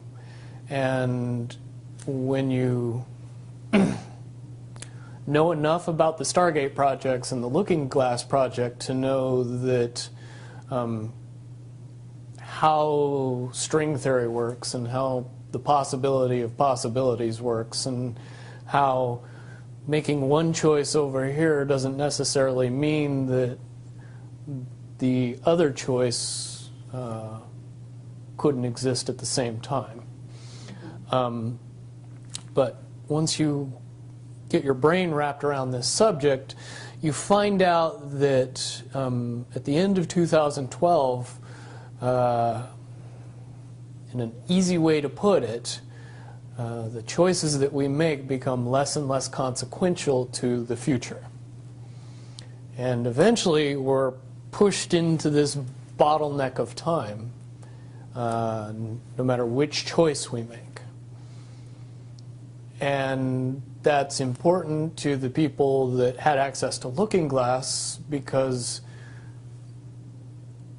they would use Looking Glass knowing the choices that they would make and the future would pop up. The big mistake was coming up with the possibility of future. And when we started using a computer to say, well, if we make this choice, it's 79% possible that this scenario happens, and 23% are possible, or whatever, you know, I'm using round numbers, that this scenario would happen. The understanding at the time was that was realistic. However, if you go down the road further and free will continues to exercise itself on this game, that 79% possibility sometimes changes very, very fast. But if you look at the situation in a point of time, it seems very realistic that that's the greatest possibility. What happened was people, very smart people, began to figure out that something big was coming up. Something that made it so all the possibilities of all the future scenarios of any choice, any possibility that was fed in and observed through the Looking Glass inherently ended up in the same future. And no decision and no possibility changed past a certain point. That's the big secret. Okay, so is that certainly 2012 in your understanding? It well coincides with December 21st, 2012. So at that point, all possibilities lead to the same timelines. Rubicon. All possible timelines lead to the same basic set of history in the future. And what is that history to you? Did you know that, or did you find that out? That is the big question. That is the big secret. That is what sends everybody that has all of the information, that knows everything, into a blind panic. The people that know everything about Looking Glass, that have gotten all the reports and all the information, the elites of the world, probably figured out that that was the end of the game, and nothing could be manipulated beyond that point. So do you think that's held true? In other words, well, I have about 60 questions, but do you think that's true or holding true, that nothing can be manipulated, that they haven't found a way to manipulate, that that's still the case? I mean, this is knowledge that you would have gained back when? Back when I was in the military, it would have been before '97 when I got in trouble. And it was things that one of my particular areas that I was amazingly intuitive about is problem solving / mission planning, or more specifically, taking a bad mission and fixing it, getting everybody through and out of it. Troubleshooting an optimum future. Exactly. Certainly knowing how string theory and possible futures works makes it so you can work your mind very quickly to see the reality of what's happening and decide what decisions need to be made to change it for a particular outcome.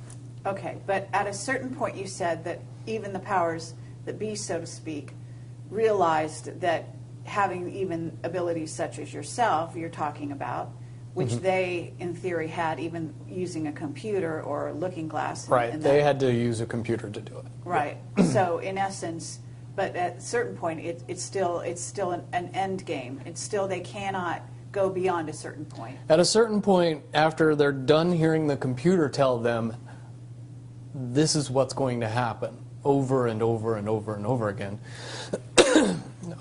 all they become focused on is, how do we fix it? Why? What is this that's going to happen? The you know that? inevitable contraction of the timelines.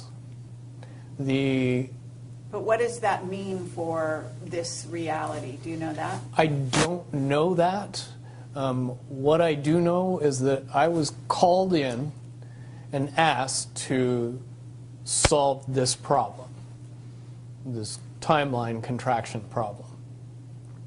And I eventually did my due diligence and did all the investigating, and basically only had one piece of information, and that was reinforcement. The computer's right.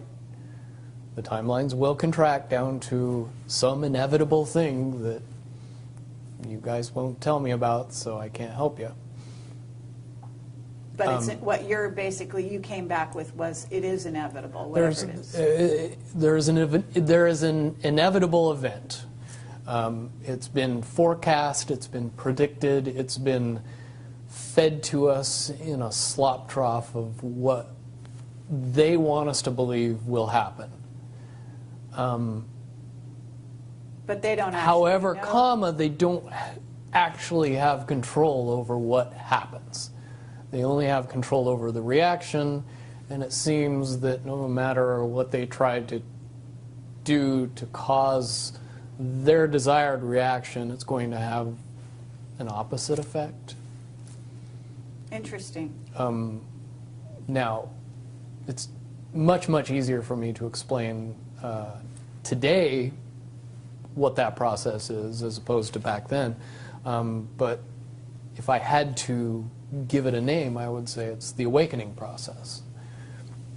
It's an evolution of consciousness that cannot, will not, and no matter what decisions or possibilities are injected into the equation, eventually it all resolves down to us all learning the truth and becoming aware of this massive dam of lies that has been built that keep us from knowing massive volume of information that we should otherwise possess. Okay, well that's very, very monumental to be told that from a person in your perspective, who's had your background and your exposure. Is it your understanding that the notion that looking glass has been, you know, that there are various looking glasses around the globe supposedly, that according to Dan Burish were shut down. Is it your understanding they're actually not shut down? I believe that they're shut down because they are all saying the same thing, and so it's like they're completely useless at this point. Is what you're saying. Right. It's like the Wicked Witch, looking into the, magic mirror and always getting the same answer. Well, if you were always getting the exact opposite of the answer that you wanted, you'd stop talking to the mirror. And that's essentially what happened with Looking Glass, is no longer, not only did they not want people to use it anymore because they knew it was just going to burp out the same thing, but at the same time they didn't want anybody else to know what it was saying, I'm sure. Because that they would lose control. Because that information was of a monumental concern when I was in the military about how to prevent this inevitability. Now, at first I thought it was end of the world. Now I see end of the world as end of their world. Well said. Okay, but are you aware, do you know the difference between Looking Glass and the yellow cube? Yes. Okay, and are you aware of what happened to the yellow cube and how it was used and so on? I believe that the yellow cube still exists. I can't say for certain if it's on this planet, but I would say that it's definitely protected from use at this point. Okay, well that coincides with the testimony we got. Can you also verify that leaders of... But let me say one thing about the yellow book and its differences with Looking Glass. The yellow cube or the yellow book would give you your possible future. Yes. So it took basically the choices that you would inherently make along a timeline and tell you what that timeline would be, given that you made all the choices that your brain would make. Well, this is exactly what I was just going to ask you. What we were told is that leaders of governments and so on, people in high places, politically, would use this to try to see their most optimum future and then follow those. So they were using it to enhance their wealth, et cetera, Yep. in a very egotistical way. And that was part of the problem with it. And that supposedly one of the specific things we were told had to do with Hillary. Are you aware of any of that? You mean the 2012 protection for her? Well, will you tell me what you know? I don't have any first-hand knowledge of this. This is all back alley information. But one of the last predictions that was put out by the Yellow Cube was that, for all intents and purposes, and this is just my level of understanding, is that Hillary Clinton would be president in 2012. And when the Yellow Cube is involved, it leads me to question what I know about Looking Glass and string theory along with that. The first question that anybody that knew anything about the process would know is who was using the cube Right. when it made that prediction. If I knew that, then I could tell you why it would predict what it predicted. Wasn't there also an issue with, I'm not sure, but in using the Yellow Cube, Yellow Book, however you want to term it, that they actually had to use it through an intuitive who had a high vibration, had to be in the vicinity to, in a sense, be the go-between between the person who wanted to use the cube Right. and the cube itself, because normally they didn't have the vibration necessary. Correct. And that is a process that would prevent anomalies from popping out in predictions. But it wouldn't completely... No, and I'll tell you why. If it was used properly by somebody that knew how to use it and could eliminate their thought process from the machine's effective use, it would be very easy to get an exact, what future holds. Right. However, anybody that has that ability would inherently know that that information could not be given and would be protected. And that inherent notion would inject something into the yellow cube or the yellow book that would give an inaccurate statement. Just by the person that's using its intuition saying, if I tell the truth, it'll be bad. So the higher levels pick up on that, throw out a different scenario that isn't the truth. It's in a sense the feedback loop gets dirtied somewhere along the line by exposure. And that's why those pieces of technology should have never been used by humanity in its current level of understanding. Because for all intents and purposes, the technology doesn't work right when we use it. Right, I totally get that. Okay, so to get back to Looking Glass and the possible futures that they do converge, and the notion of, is there anything else that you can tell us, that you would want to tell us about that and the rest of the laundry list of sort of information that you had direct exposure to, either for yourself or through someone that you had vetted?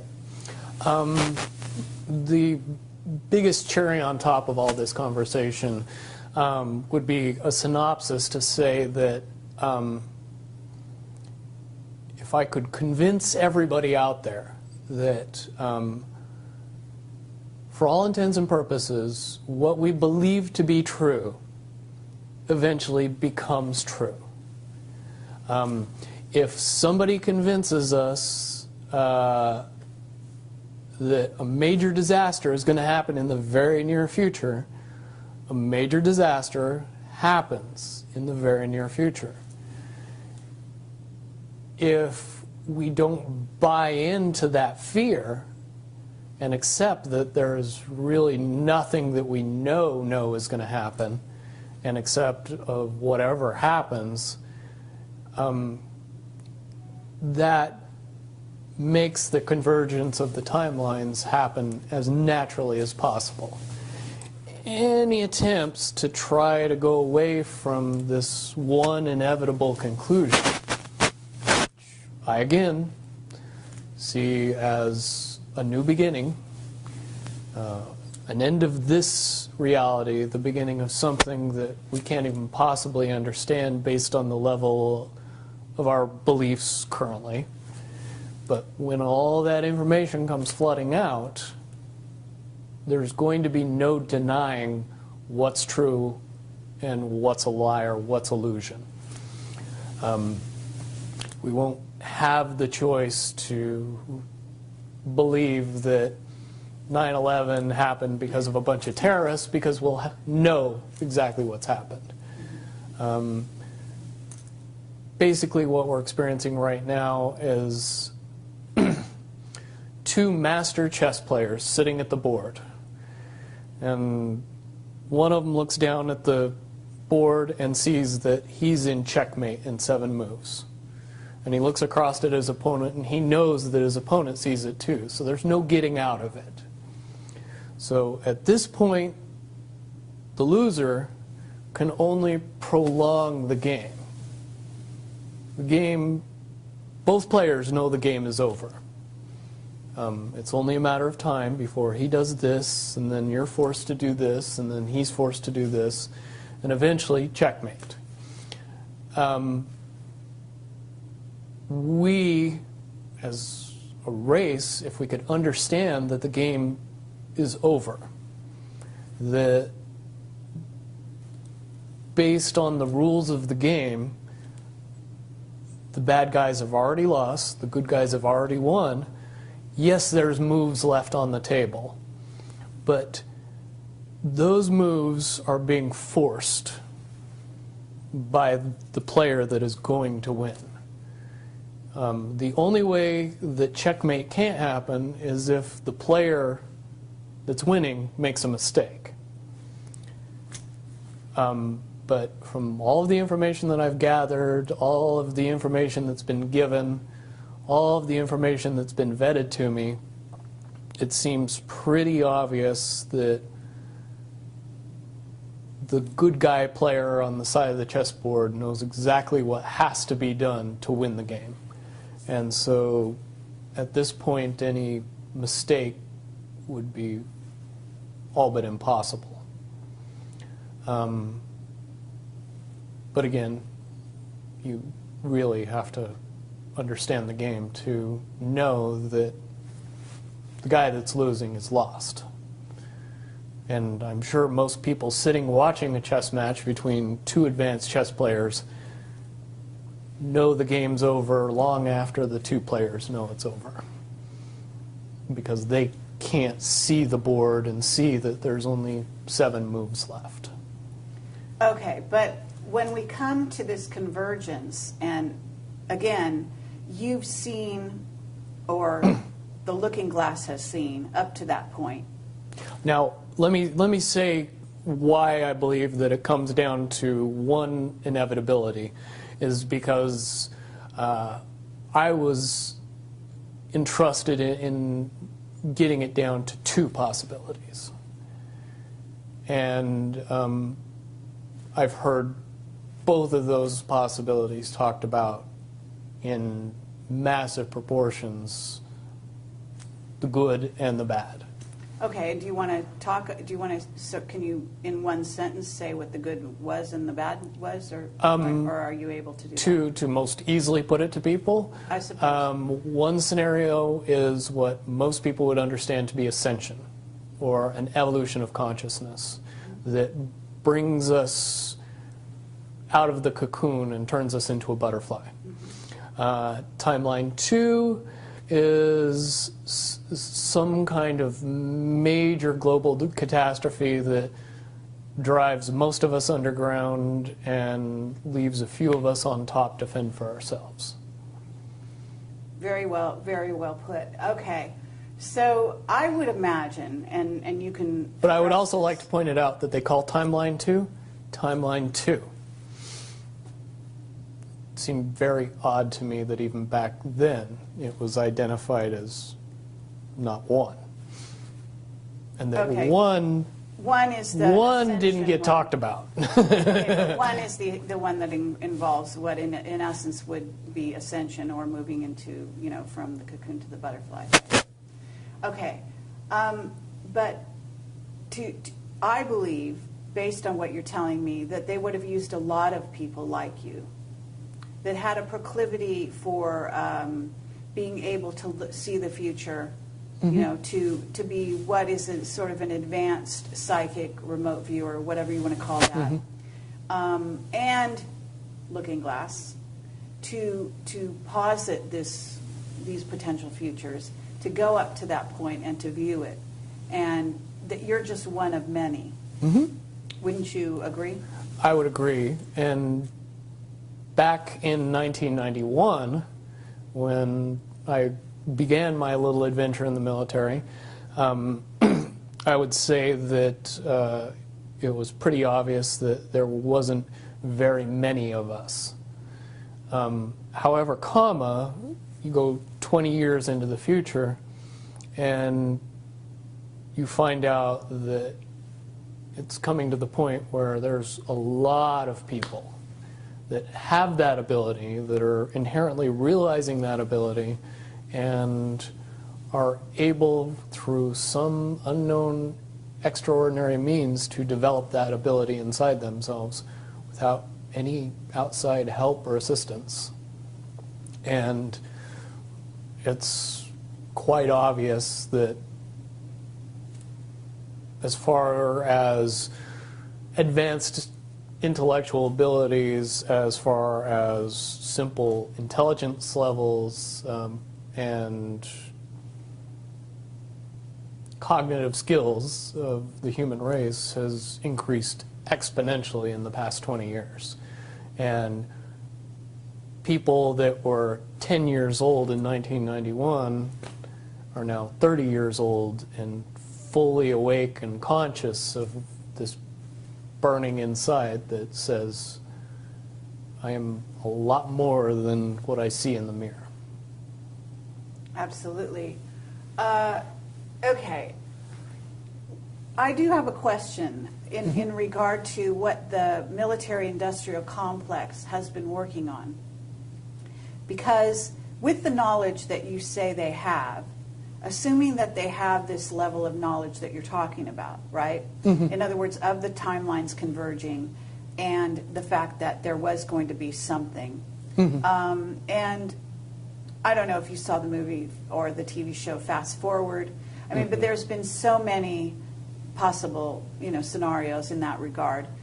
But one of the things that goes on is they are very busy building underground bases, supposedly underground cities.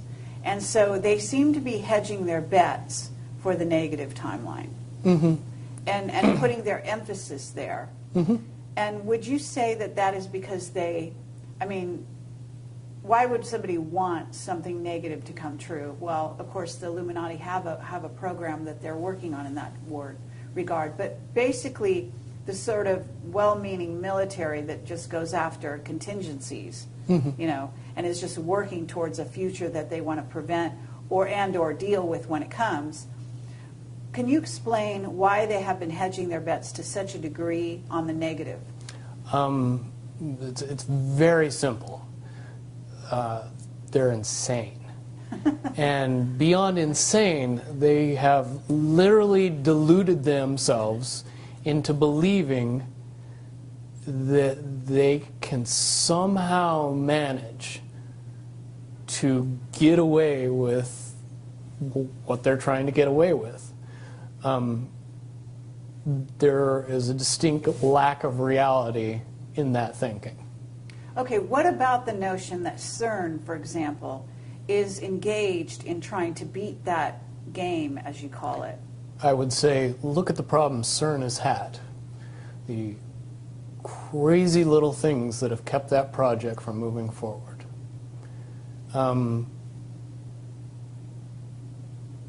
Certainly they have never even come close to getting that project to the level that they want it to be to do what they really want to do with it.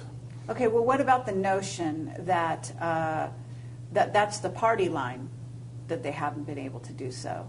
But if you really think about it, that's what they would prefer people believe, so that they don't think that there's a threat. But when you listen to the interviews of the scientists that are working on the project, even they say that it seems like somebody or something from the future won't let them get that project done. And the craziest little things have caused massive damage to that project. And when you get the foremost thinker in string theory saying, yeah, I don't think we're going to do it because I don't think fate wants us to do it, that says something about a scientist. Okay, so, well, thank you very much. I think that at this point we're going to have to close this down unless there's any other things that you think that we haven't covered or that we could possibly touch on that you want out there. No, I don't think we'd get any further tonight. Certainly from what I know, the questions will come out, and be more than happy to do a live feed after that and answer any questions that anybody comes up with from this interview. Wonderful. All right. Well, thank you very much, Bill Wood, for your service to humanity.